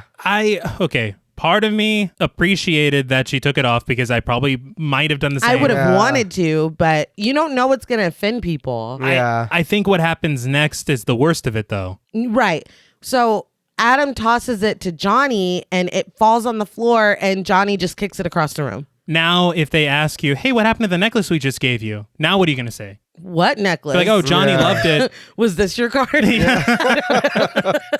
Because if she tossed it to Johnny and he took it and just held on to it, You she'd be dropped like, oh, it. Johnny loved it and he wanted Yeah. it. And Yeah. so he's holding it. Instead, it's like, oh, we kicked that fucker in the creek. But they head downstairs and past little girls jump roping. Malik asks how many children live here, and Madame tells him 20. He asks if father has any children, and she replies, we're all father's children. Cool. So they continue filming a man examining a woman in her room, a group sitting at a table that all stand as they walk by, and a man playing a song for the classroom of children as they sing. So it was creepy enough without them rising out of the chairs. Yes, but no, that took it to a whole other level. Yeah. Also, Johnny blasted them in the face with the light like Mika. Yeah. Yeah. He did. But Malik asks if they can film the children, and Madame is like, you can only film what father allows. Oh, okay. Yeah. Yeah. This, I don't know if you guys have ever seen on, because I know Vice did it a long time ago. Mm-hmm. They went on a guided tour of North Korea, and this was very reminiscent of that to me. Really? Where it's just so guarded and they only show you what they want you to see. Right. And if you go off too far, then you get in trouble. Yeah. Like it was very reminiscent of that. Also, I did read that this was born out of Timo Jojanto. He researched and was going to make a feature film about Jonestown. Oh, man. Well, the influence is here. Yeah. Yeah, we I would like to watch that. Yeah. Still make it, please. Make it, Timo. Timo, please. He's listening. Wouldn't that be great? Oh, yeah. But Adam notices that there are cameras mounted on the wall, and Madame says that they are needed for security, which they've already stated that they live far out. Yeah. So I would be like, But I thought you said, and inside though? yeah. Not outside the commune, but in the halls? From what? Yeah. Okay. So we cut to father's office, and as they prepare for their interview, Adam mics father up and then goes over to Malik and is like, there's blood on the mic. Yeah. But father says that he's waited so long for this day, and Malik takes that as a cue to start the interview, which I don't think that's what he's talking about. No. But just as they try to begin, Lena begins to gag and she can't stop. She finally excuses herself to the bathroom, telling them to just start without her. If I'm Malik, I would be fairly concerned to see my girlfriend go off on her own in this Well, place. yeah. Yes. But he's like, oh, so father, I've got a list of questions. then. Yeah. Tunnel vision. Yeah. But when they try to start back up again, Adam is like, I'll go check on her, and leaves Malik to just stay and try to press on with the interview, which should have been roles reversed, but okay. Yeah. Malik starts by broaching the subject of the relationship that father has with the children here, and father snaps, well, what's your point? I haven't even gotten the question No, out yet. Yeah. he hasn't, because he's like, this might be a little sensitive. Yeah. Yeah. No. But we go back into the hallways with Lena's button cam, and she looks in on the children. She asks where their teacher is, but they're all busying themselves by coloring. When she reaches out to look at one of the drawings, she's startled by Madame and Lydia standing in the doorway. Madame slowly walks toward her as Lydia trails behind, and they look kind of like glidey and weird. Yeah. But she says that the children are beautiful, but not as beautiful as Lena's will be. She tells her that she is very blessed, and she reaches out toward her. But suddenly Adam walks in and is like, is everything okay? And Lena takes this opportunity to get the fuck out of there, walking past Adam and down the hall and ignoring him when he's like, what happened? If I'm Lena, I'm radioing into Malik. Sorry to ruin your interview. I'm waiting in the car. Yeah. No more. Yeah. That's it. Back in the office, though, father advises Malik that you have to remain pure in order to follow this path. He helps maintain that purity by washing away impurities from followers' wives and children. He says that what they may see as unnatural, this commune sees as progression, which is funny because, like, you ever notice in cults that nobody's allowed to fuck in, that, like, the leader's allowed to fuck? Everyone. He's like, no, God came down and told me like, specifically. Only me. Yeah. Weird, right? Your wife. Yeah. It's disgusting. All of your wives. But Malik is like not even trying to be cool for the interview, which is good. But Yes. he's like that he sees it as underage children being involved in something illegal, and father simply says that he has blessed them and they're going to stand with him at the gates, which I thought these were the gates, but Yeah. I guess there's bigger gates and nicer gates that were How many gates are we talking about? But he says that the others have waited so long to ascend, but he only has to look forward because he's the one that holds the key that will unlock the gates. Which gate? You're talking a lot about gates. Bill Gates? He's getting a divorce. He is single. Crazy. But as he switches back to his "this is all temporary" rhetoric, Johnny interrupts to tell Malik that the battery is almost out on the camera. Annoyed, Malik gets up to go get a spare, and Johnny sits down in Malik's chair and smiles at Father, but Father does not smile back. Very unprofessional. It's, yeah. Couldn't bring another battery with It's you? unbelievable. I know. And That's- they have them. They're in the Yes. car. But Malik runs out to the car to get batteries for the camera. And as he's searching, he notices Lena on a screen from Adam's hidden camera that we saw him get earlier. He puts the headphones on and listens as the tea unfolds. Basically, Lena is Malik's fiance and Adam is Malik's best friend. Lena is pregnant, and since she and Malik have not shown each other the flesh in quite a while, she and Adam have obviously been having an affair, and it's Adam's baby. While I am here to have my cup filled with tea, Right. you know you're wearing a secret camera. Right. Yeah. So shut the fuck up, Right. man. Yeah. Even if Malik isn't watching this footage live, which he is, this is on camera. Yeah, he's like, You've recorded. can I review the footage we took at that No. commune? No. Yeah. No. I've got it. But she tells him that they owe it to Malik to tell him and asks which one of them is going to do it. She flat out says, "I'm pregnant and the baby is yours." And he's like, Before Adam remembers that they are wearing cameras and tells her to cover hers, which it does go dark, but they're still Yeah, speaking at full yeah. volume. yeah. He doesn't know where the mic is. Yeah. In the darkness, Malik continues to listen as he tells her that they're just going to go get this taken care of and no one will be hurt. She tells him to fuck off. She'll tell Malik, and whether she keeps the baby or not, and whether he leaves her or not, she doesn't need Adam at all. He gets mad and storms off, leaving Lena to sob, and Malik just kind of closes his eyes as he's processing everything. Back in his office, Father stares blankly at Johnny. Well, I love that he tries. He's like, so you take the train here? Yeah. He's no Malik. No, he's not. Johnny kind of starts to question him about organized religion, but bells start to chime, and Father raises his hand to silence him and tells him that it is time. That's never good. Time for me to get the fuck out of here. Oh, yeah. He grabs the intercom on his desk and announces, "Brothers and sisters, my children, lovers of my life, follow me, for I've been the compass of your souls. Months, even years. Oh, it felt like eternity, but now we are approaching the final steps. Today, at this very moment, we will reach our salvation. This is it. The final key to paradise is ours." I don't like the sound of any of that. No. I do appreciate it feels very Jim Jonesy. Absolutely. Even more so in a minute. Indeed. But as he speaks, Adam goes into a dark room with a flickering light. I guess he's just like, "I'm mad," and just wandered blindly away. But in a hallway, there's blood on the ground and blood on plastic dividers on the other end of the room. Over the intercom, Father instructs his wives and children as they each take a cup and they're instructed to drink every drop. I will say, this is an upgrade from Jonestown because it did look like chocolate milk. So it wasn't Flavor Aid. I know. Because it wasn't Kool-Aid. Kool-Aid's like, thank Yeah. you. Because we've been taking the heat for that boy. Is that boy Jim Jones? I don't know. Yeah. That boy. Yeah.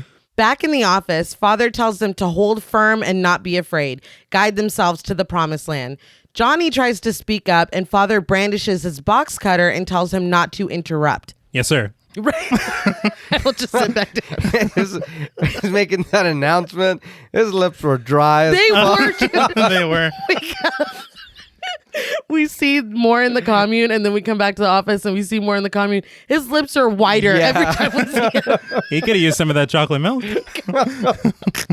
right? Hey, give Father something to Yeah. drink. Wet that whistle, sir. It's bad, dude. But Adam continues down the hallway through the plastic dividers with bloody handprints on them.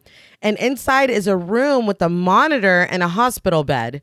On the bed, someone is beneath a very bloody white sheet. Oh, yeah. The floor is just covered in blood and the machine beeps slowly. Adam pulls the blanket down to reveal a woman who appears to be dead. He begins to cry and starts to put the sheet back on her, but she springs back to life, flailing and kicking.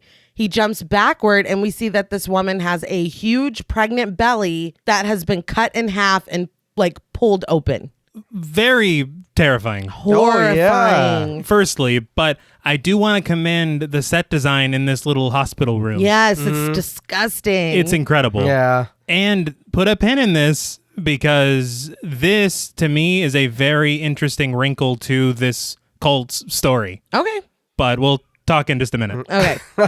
That lady was fucking tore open. No, yeah, they Yeah. did her. I don't know how she came back to life or how she wonder sprang back up. If a dinosaur did that. I don't know. Think they got dinosaurs? Sure. I But Adam runs. Back in the office, Father continues his speech as he starts unbuttoning his shirt. We switch to Johnny's hidden camera, and Father takes his shirt off to reveal symbolic cuts on his stomach. Now, they're cuts from the box cutter we saw Yeah. earlier, but Johnny's like, what the fuck? Like, he's Yeah. like very fucked up about it. he's not growing wings. No. Yeah. It's like, Johnny, this shit is just starting. Okay? Yeah. If you think that's bad.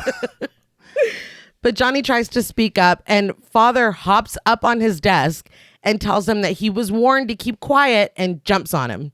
Father tackles him to the floor and stabs the box cutter through his throat before slitting it and spraying himself with blood. Father just begins to hum and walks back to his desk and continues giving his speech. I saw in a little commentary kind of featurette with Gareth Evans on, I think, Total Film. He said that the humming was improvised. It's so effective. It great. is. Yeah. And such a little thing that speaks so much to this character, because he's like, so anyway. Yeah, whatever. Yeah, this motherfucker spitting. And man, that throat cut is hard to Oh, watch. Yeah, Yeah. it's bad. It makes me squirm every Yeah. time. Wonderful. Yeah. Bad in the best bad way. in the Yeah. best way, yes. But in the classroom through Lena's, like button cam, one of the teachers notices her looking in on them and calmly closes the door as she pleads for them not to do this. She looks down the hall to see 4 masked women looking very COVID chic walking toward her. They were ahead of their time. So Madame speaks up from behind her, telling her to rejoice, the time has cometh. And when people start saying cometh, you got to get the fucketh out of there.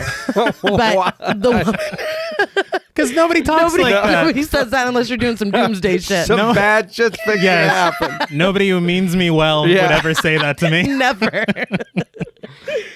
But the women grab Lena as she screams.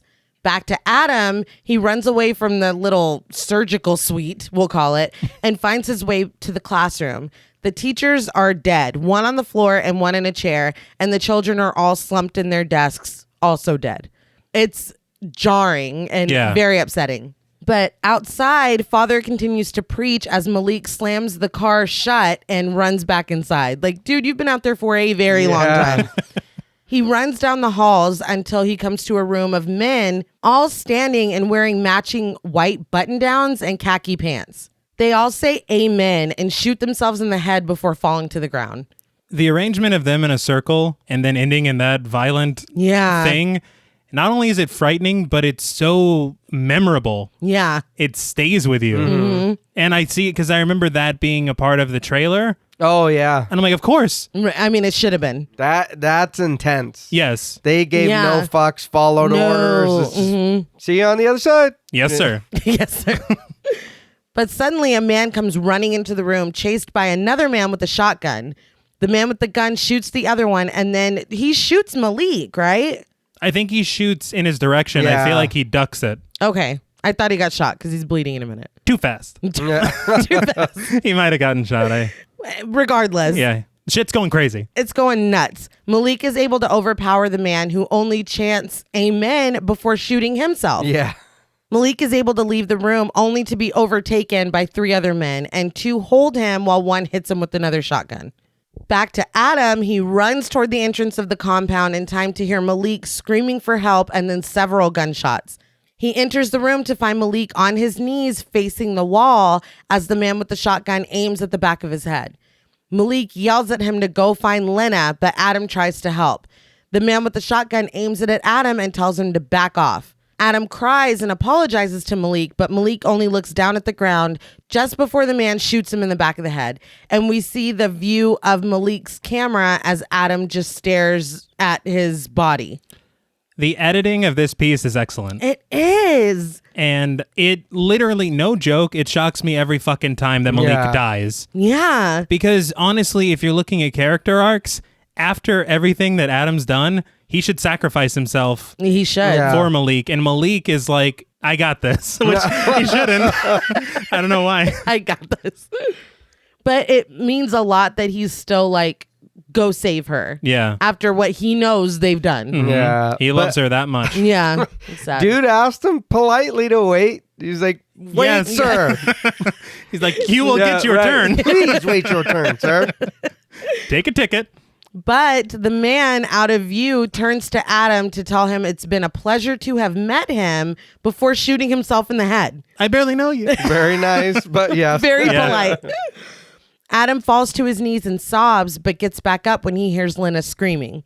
I just want to take this moment to acknowledge how fast everything has turned the fuck up. Yeah.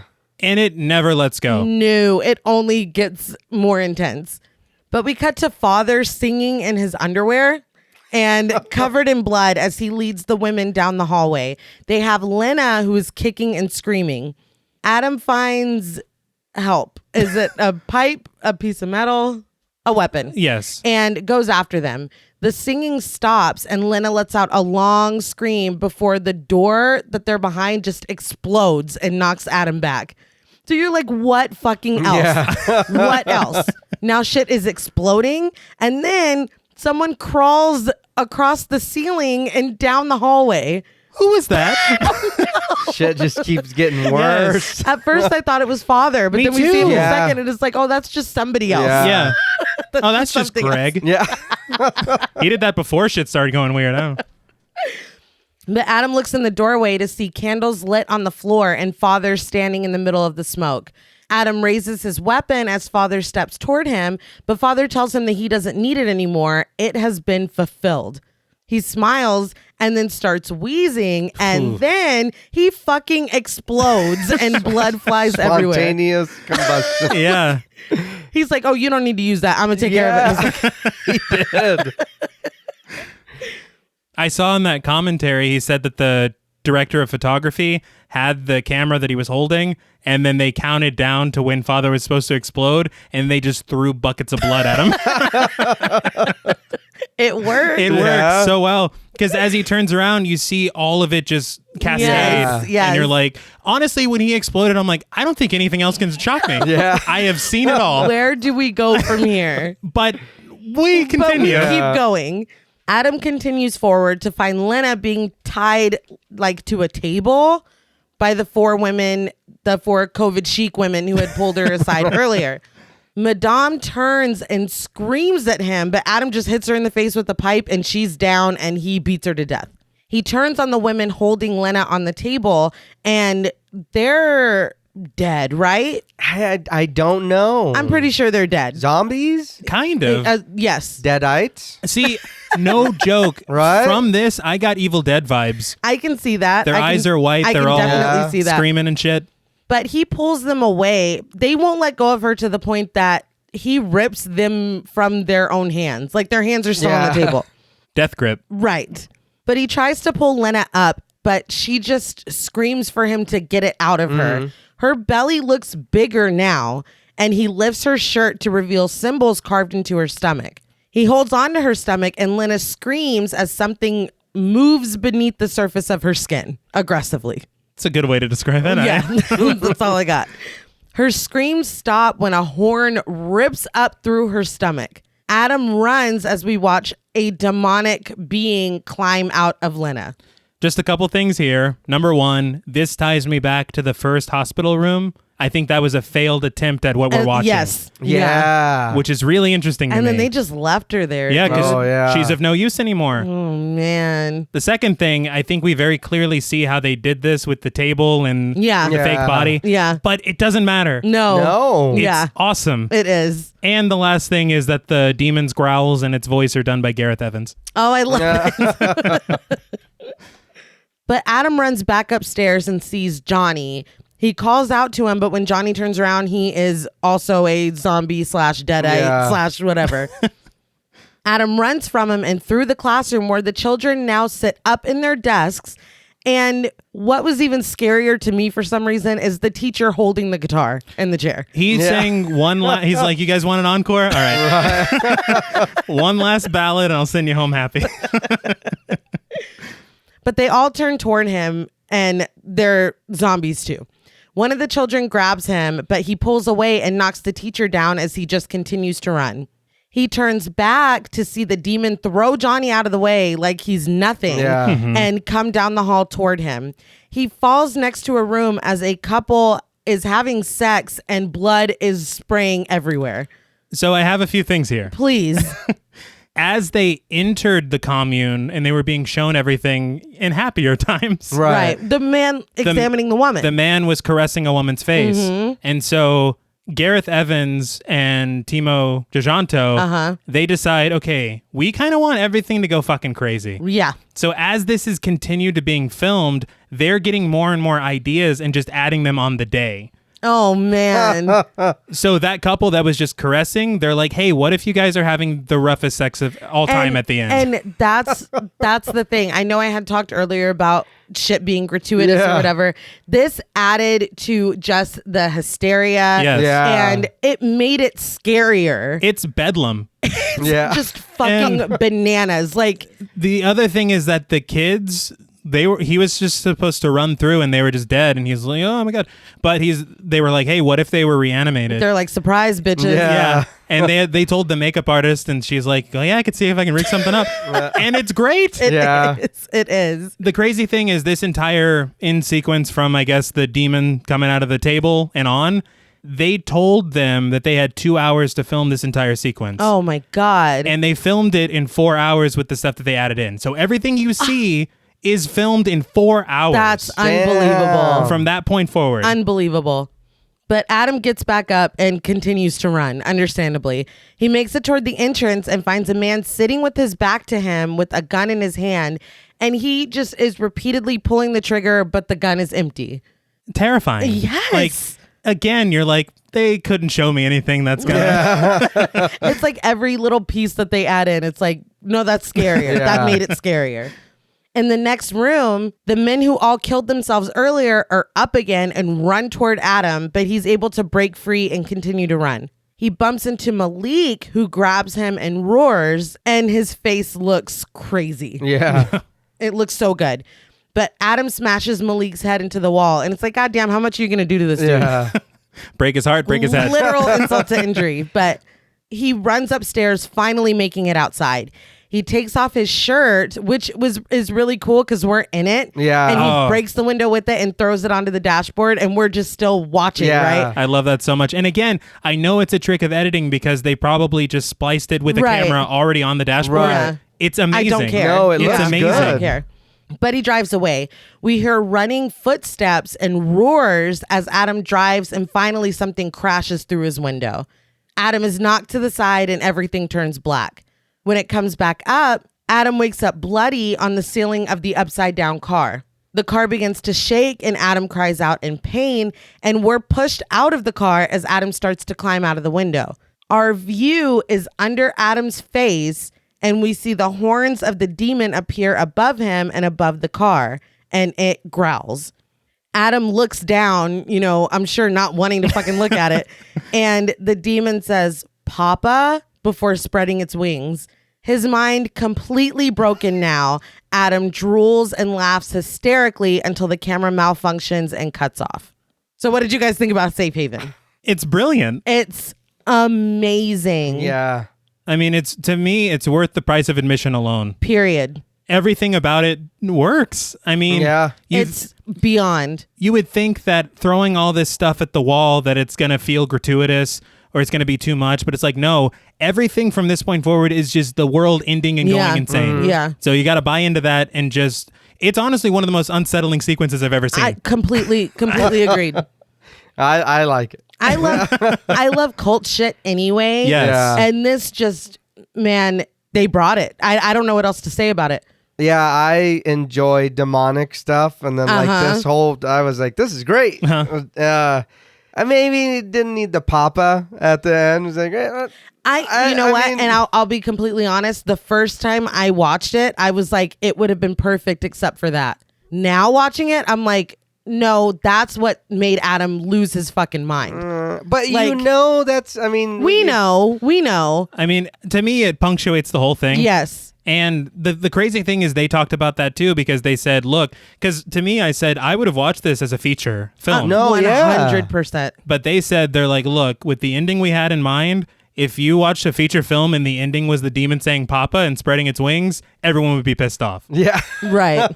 But it works here Yeah. because we really just spent 30 minutes with these people. Yeah. And I keep going back to the editing because I did see in that featurette that this was filmed in, I believe, either 3 or 4 different locations. Mm-hmm. And they used splicing to make it seem like one place. It does. Yeah. It really does. They just, I can't believe the amount of work they put into this short. No, it's really good. And the thing that I like that it does is we get a full ass story. Yes. In the short time. You have the drama with the love triangle. Yeah, you have the there cult. didn't even need to be that much like character development But at they did it for all. us. Yeah. But you got it in that short time. And you're, oh shit. And then, Yes. oh, that's your baby? Oh, fuck. That, you know, Oh, you Malik. barely know Yeah. these people. But you feel it. And then when dude's running in the end, trying to get out, you're like, oh, shit. Go, get away from him. You know what I mean? He's running through the zombies. It's like, fuck, get away. You're watching it. You're in it. Yeah, you're invested in this short ass time. This grabbed you. And you want more of this. I did read that the original cut of this was 45 minutes. And I'm like, that GIF, I'd like to see it. As well. But the other thing for me that makes it so difficult, and we'll talk about it, of course, when we get to the ratings, but if we're judging this on its own, this is a 10 for me. For me, I completely agree. I totally agree. So that's why I was like, my scale is broken. Yes. Because somebody, what do you call it? The curve? It's all fucked up now. My one complaint is not even with the short. It's with the placement of the short. 100%. This is your mic drop ending. And it should not be buried as second to last by, spoiler alert, a short that's not as strong. Yeah, I didn't understand that either. I wish they would have ended on this Yes. short instead of the one. But I mean, not saying anything bad about that one, but I feel like this was the strongest one in the bunch. I felt like Adam, like my brain was broken at the end of it. So you needed a palate cleanser? No, the exact opposite. Every time I watch VHS 2, the last one is like... You don't care? No. Yeah. Because I'm like, there's no way you're topping that. You can't follow it. That's I completely agree. My brain's blown out the back of my head. There's just no following it. It was a colossal mistake they made. But back to tape 49. Larry returns with aspirin and ibuprofen to find Aisha dead on the floor. Larry runs to her and screams for help, but next to her on the floor, he finds a tape marked with the X and then a new tape next to it with watch written in blood, ? On the cover. He pops it into the VCR and the screen cuts to blue very quickly before we move on to the last segment. If I'm dead, John Paul. Oh, no, You better not be watching no fucking goddamn hold movie. on, so that you can... He wrote, okay, shouldn't we be calling the cops? So, in all fairness, for 0.2 seconds. Now, you look at the back of her head, she blew her brains out. Yeah, but that's I didn't even catch that. But I don't know why she did that. Maybe the headache was that bad. I don't know. I've had migraines and They're fucking suck. Yeah. Do you have one now? Yeah. Migraines suck. Yeah.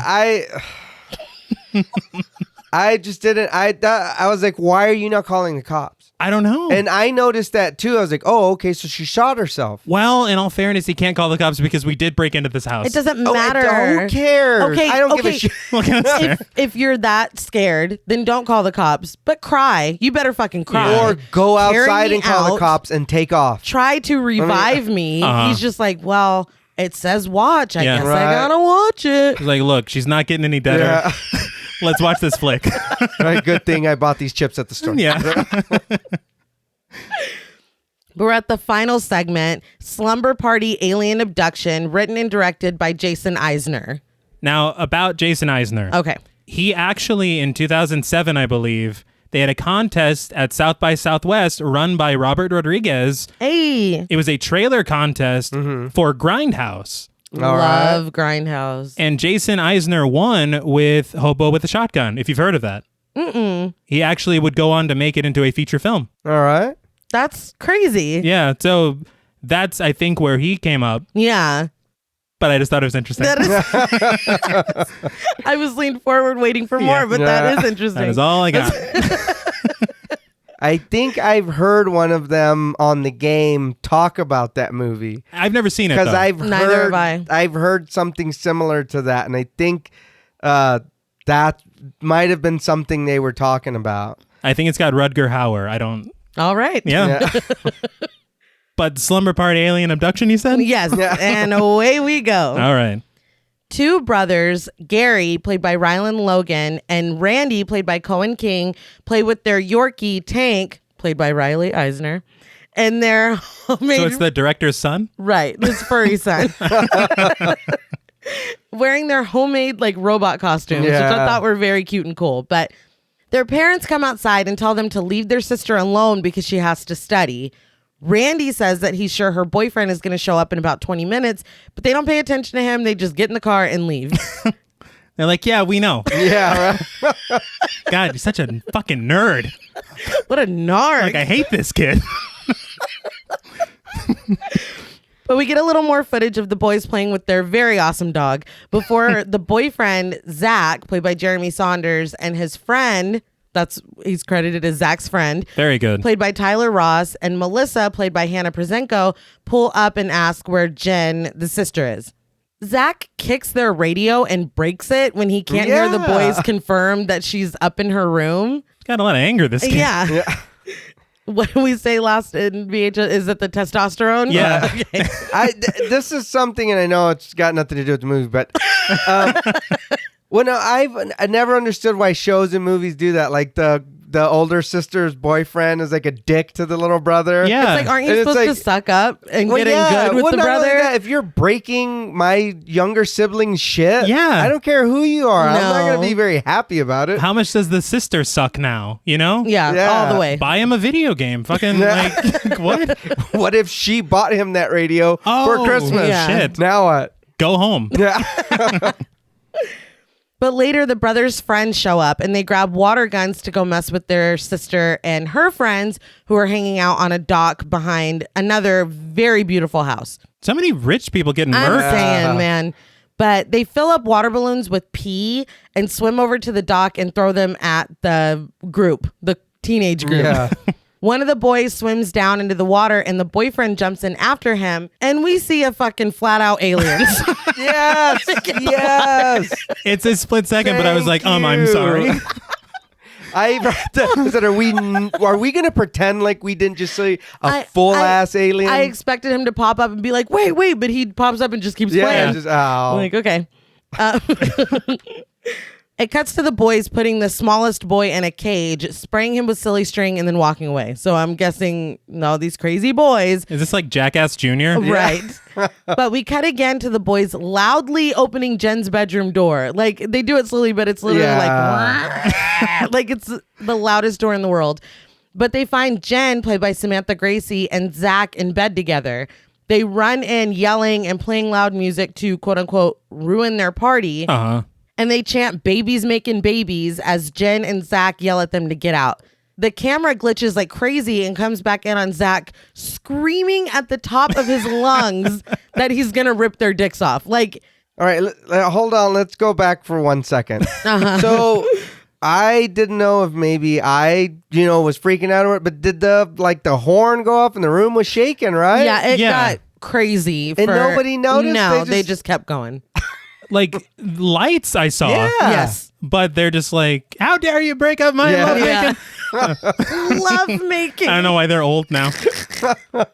I saw in an interview with Eisner, he said this was a true story. He did this to his sister. He busted in And she probably beat his ass. Yeah. Probably. They're like, you're acting crazy out there, man. But they run and hide outside as Zach continues after them, saying he tasted their piss. Now he's going to taste their blood, which you could have come up with a better line, but Maybe don't brag about that. no. As the boys hide, one of them notices lights over the water and asks what it is. When the other boys turn to look, Zach finds them and snatches their camera away, and Jen and Zach continue to yell at them until the camera cuts. It comes back up with Jen and Zach in the kitchen, watching as porn plays on the TV in the living room. All of the boys are asleep except for Randy, who is showing himself the flesh. What is happening? I don't know. I myself wouldn't have put this in this film. I'm literally watching this. I'm like, I better not see fucking Victor Salva's name in the credits.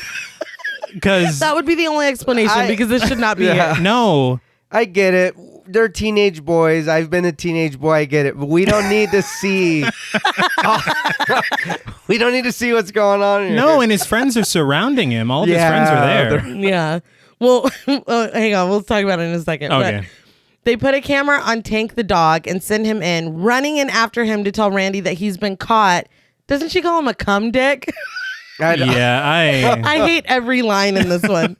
But and to tell him that the video is going to go on the internet. His friends wake up and one of them was like, you were jerking off with this right here? Yeah. He has every right to be Yeah.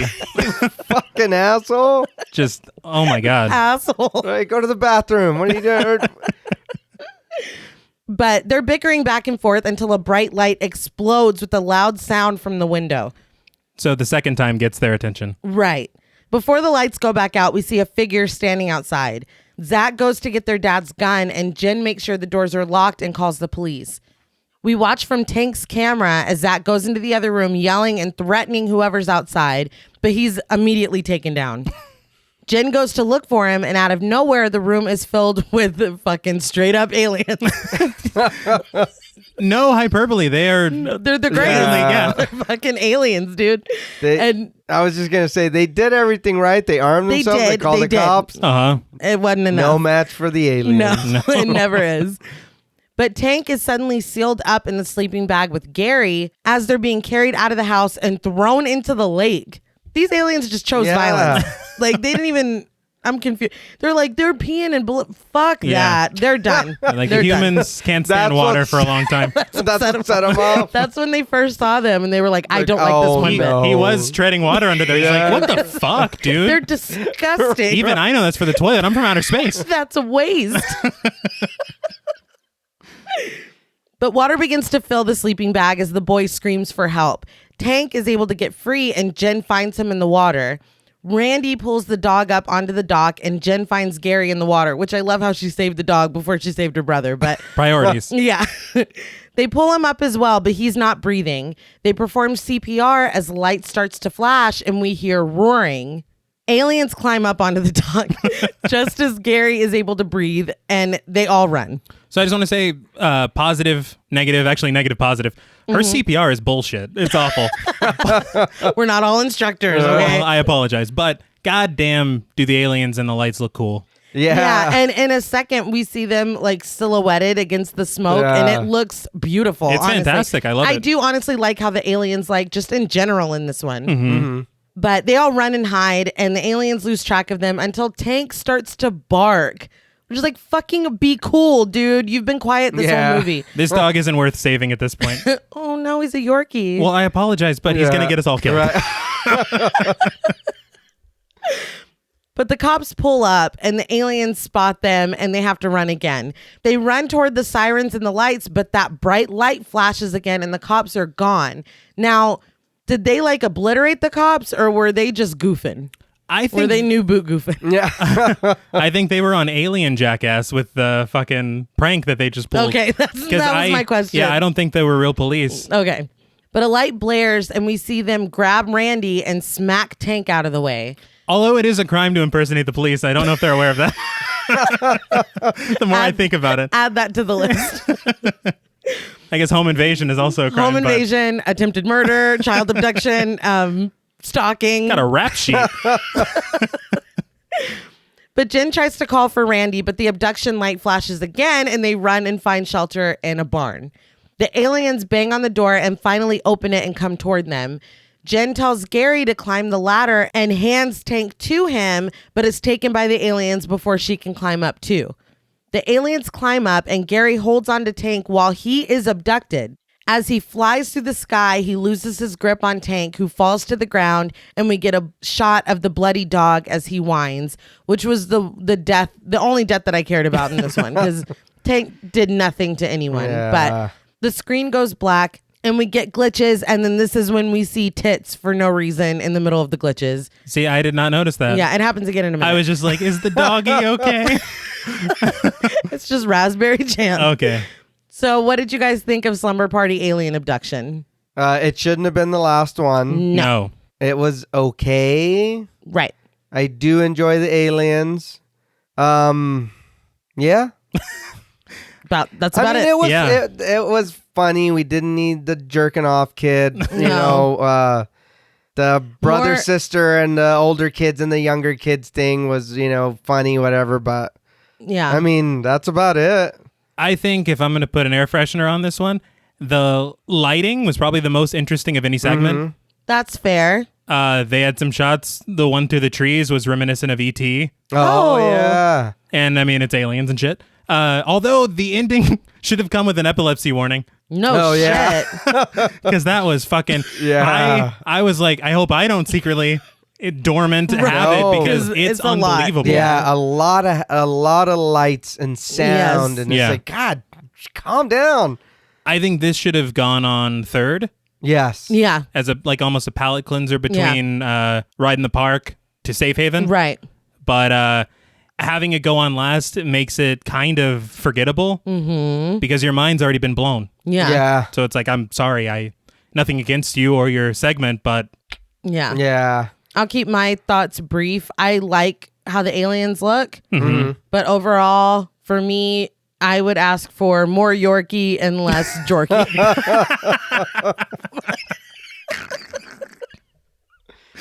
Moving on to the final piece of tape 49. Are you okay? that's fucking ridiculous. I love it. You're hilarious. Thank you. But Larry looks down at Aisha and presses play on Kyle's video on the laptop. So not only did you watch a whole ass VHS while Yeah. I'm laying here dead, now you're like, what's going on this side? And Yeah. you're on the laptop. Cool. Kyle tells the camera that he thinks he's ready. As he shows his gun to the camera, he tells us that his mom supports this decision. So now you're like, that bitch was in on it too? Yeah. He places the gun under his chin and says it's time to make a tape for himself. He thanks us for watching before pulling the trigger, but he is not dead. He quickly sits back up, holding the bottom of his face, which is blown apart. That looked good. It looked It did. great. I don't understand this motivation of it's time to make my own tape. I would care more if they fleshed that out because I don't know what that means. Or if he was like, botch toe. Either one of those would have given me joy. As he's running out of the room. Yeah. But he rushes. This is the one part I do like. He rushes out of the room, knocking over a lamp just as Larry and Aisha enter the house. So that was the sound they heard. Yeah. That part I do like. Yes. But as Larry watches the tape, we see Aisha begin to twitch. She suddenly sits up and attacks Larry. He snaps her neck and tries to run, but when he looks back, she's still crawling after him with a broken neck, and that looked cool. It did Yeah. look cool, and he snapped her neck with no hesitation. Oh, yeah.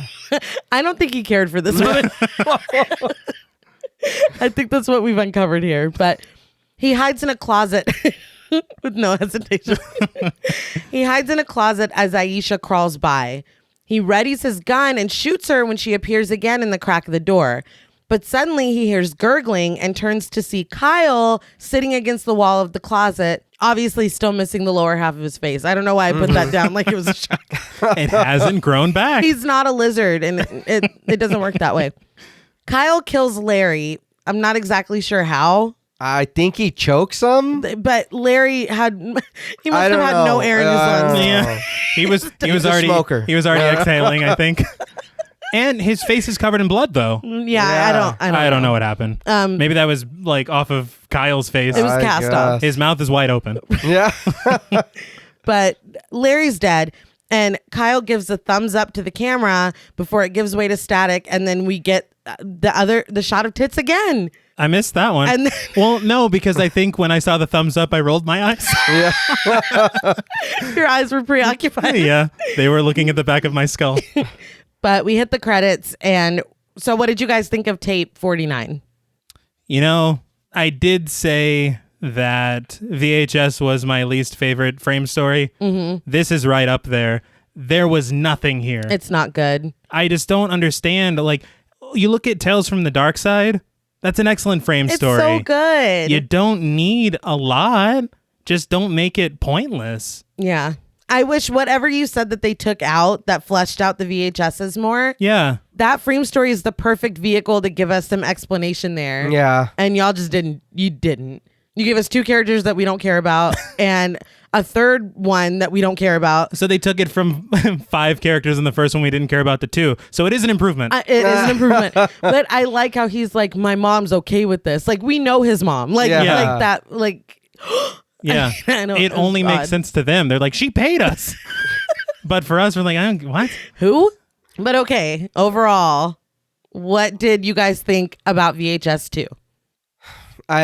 We didn't need the Steve-O thumbs up. No. Like I agree so hard. that was like almost killed it for me. I'm not gonna lie. It's cringeworthy, honestly. Yeah, because it's like, why? You already have this dude who looks cool without a bottom jaw, Uh-huh. Right. and he looks like, what the fuck's happening? Yeah. How are you alive? But that's your priority. Wouldn't he be like in excruciating pain? He should be screaming the whole time. oh yeah, he should be something. Yeah, because he was quietly shuffling around in the background when they first got there. Like, Well, I'm sure you can live without your jaw, but I mean, don't you need medical attention? yeah, I would think, right? You can't just like, oh, this is fine. Walk it off. No, I'm not Yeah. a doctor. Take a salt tablet. But I enjoyed this more than I did the first one. Mhm. If we're judging it as a whole with the shorts in it and everything, yeah, I feel like this one's superior to the first one. Mhm. But I enjoyed them. Not all the stories are strong, but I feel like they're good enough for this to not be a bad movie. Right. You know what I mean? Right. Does that make sense? Mhm. To me, I think that you kind of run in the same issue with every horror anthology where the quality is a little inconsistent. Yeah. And what hurts it the most is that you have one segment that is just far and away superior. Yeah. And so it kind of brings down the quality of all the other ones because you're like, well, you're no safe haven. No. Yeah, it's kind of hard, like the alien one, to follow that. Oh, that was just a horrible It's idea. impossible for it to fall. Whatever they put after that is going to even look worse. If I was Jason Eisner, I'd be like, you set me up. yeah. like, literally, did they have a fight? And they're like, we're putting you in the end. No, don't. Yeah, it's like, why? And I feel like the frame story could have been done better. You know what Yeah. I mean? You didn't need much. Not really. But that's like them. I didn't read couple at all, No. so I don't care. You know what I mean? And then, like you said, he didn't grieve at all. He's just like, "Oh shit, you're dead. Let me watch this." Yeah, no. I think Webster's defines a couple as people who care when the other one dies. And they did not meet the criteria. No. And like you said, the frame story of the original one is so vague that they really had an opportunity to give us more, and they just didn't. No. And if you're going to make it a franchise, flesh it out. Yeah, And you need to. Because otherwise, what are we gaining from these frame stories? yeah, They weren't even looking for tapes, yet they kept watching them. yeah. Like, what the fuck? Yeah. As much as we disliked the frame story in the first one, it at least made sense. Yeah, it did. But before we move on to ratings, I will ask y'all, what is your order for the segments? Like best to worst. We can do best to worst or worst to best, but we've got tape 49. We've got phase 1 clinical trials. We've got a ride in the park, safe haven, and the slumber party alien abduction. I'm gonna go best to worst. Go. So safe haven, of course. Ding, ding, ding, ding. The walk in the park. I'm going to say the alien one because I did like the eyeball one, but it was really short and it was just kind of like, what? Right. So it'll be the Slumber Party and Aliens, and then Eyeball Guy, and then Tape 49. Tape 49. T. I feel like it might be exactly the same. I think mine's also exactly the same. Safe Haven, Ride in the Park, Alien Abduction, Clinical Trial, and Tape 49. Yeah. And I'll be honest, yeah. Alien Abduction gets third place by the skin of its fucking teeth. Yeah. I think solely on some of the striking visuals, and I really do love the look of the aliens. I feel like that is literally the only thing that pushes it above the Clinical Trials. You give Clinical Trial a little more background, and it's number 3. 100%. Oh, yeah. Just that simple. But I guess we can move on to ratings.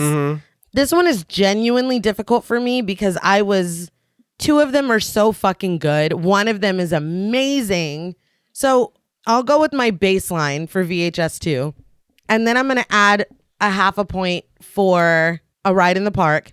Ooh. And then I'm going to add a full fucking point for Safe Haven. Wow. Because there is some shit in this movie that I don't appreciate. Right. Safe Haven is so good. Like, I'm not going to punish you for what they did because you're great. No, yeah. Poison Pizza. Poison Pizza. So this is going to be high for the overall film, but please know that if I was only grading on Safe Haven, it would be a 10 for me. I fucking adore it. I love everything about it. 100% agree with that. But it is going to be weighed down by some of the other stuff. And I know we've really been heaping praise on Safe Haven, but A Ride in the Park was also so fucking good. The other ones were fine. So with all that being taken into account, with an extra 1.5 on a scale from 1 to 10 deadly videotapes, I'm going to give VHS 2 8.5 deadly videotapes. I know, damn, but Safe Haven. That's all. That's my justification. And I will now open up the floor. Well, my mind has been blown a second time. No, I genuinely agree with every point that you made. In reality, I mean, there's 2 segments that I loved, a couple segments that I kind of liked, and then one that was just a waste of time. Yeah. Yeah. So, I mean, you got to average it all together. One thing that I do want to say is that I really appreciate that you can tell there was communication between the filmmakers because no segment is alike. Yeah. No. And we talked about that with the first one. Yeah, you're totally right. And I mean, I think that that's so great because it gives you that variety as a viewer. You're like, oh, it's just another one with some asshole dudes. Yeah. Yes. That got really old in the first one, but this one, they kind of figured that out.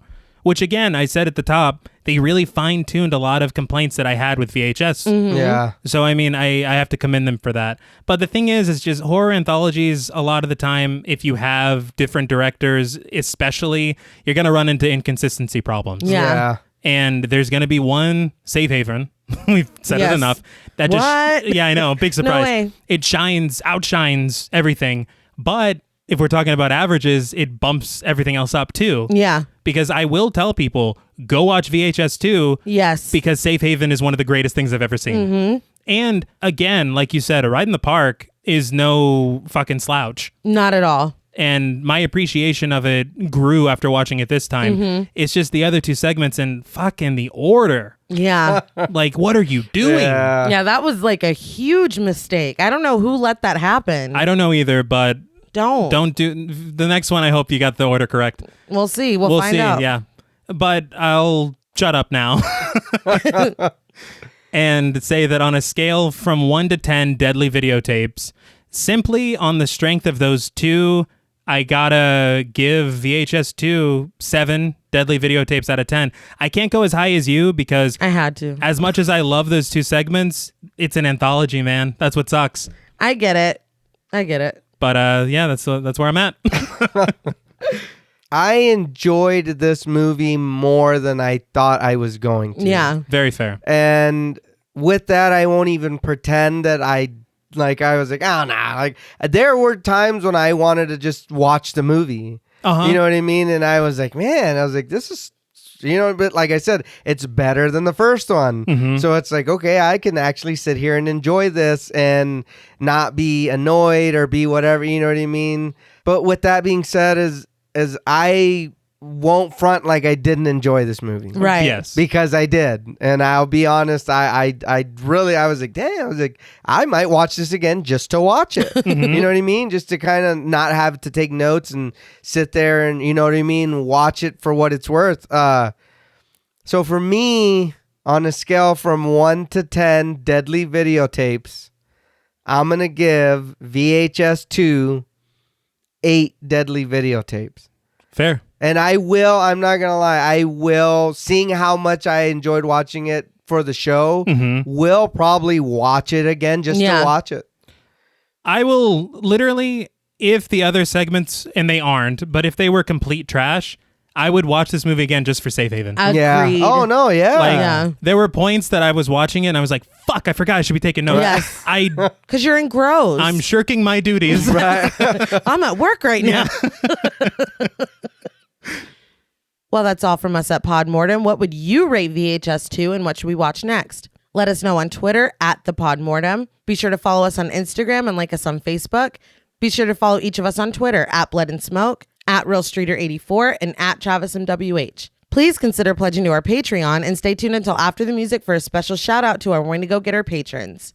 And remember, even if prying into other people's affairs is technically your business, sometimes it's best to just mind your own. Until next time.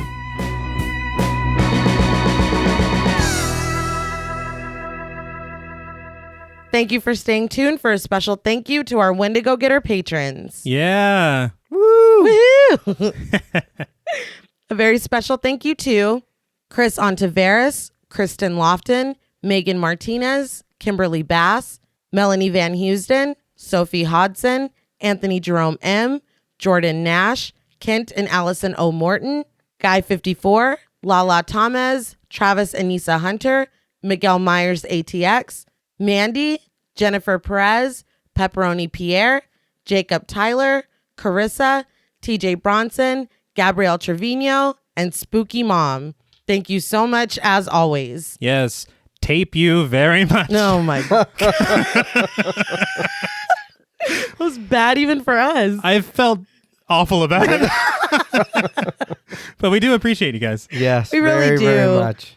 Throughout everything, each and every one of you have still made us a very happy show. 2. VHS 2. It's a sequel. Yes. Right? Yeah. We should start a cult. Wait a minute. Hey, No. your mic is still on. Oh, shit. Until next time. We should do it. Are we starting a cult?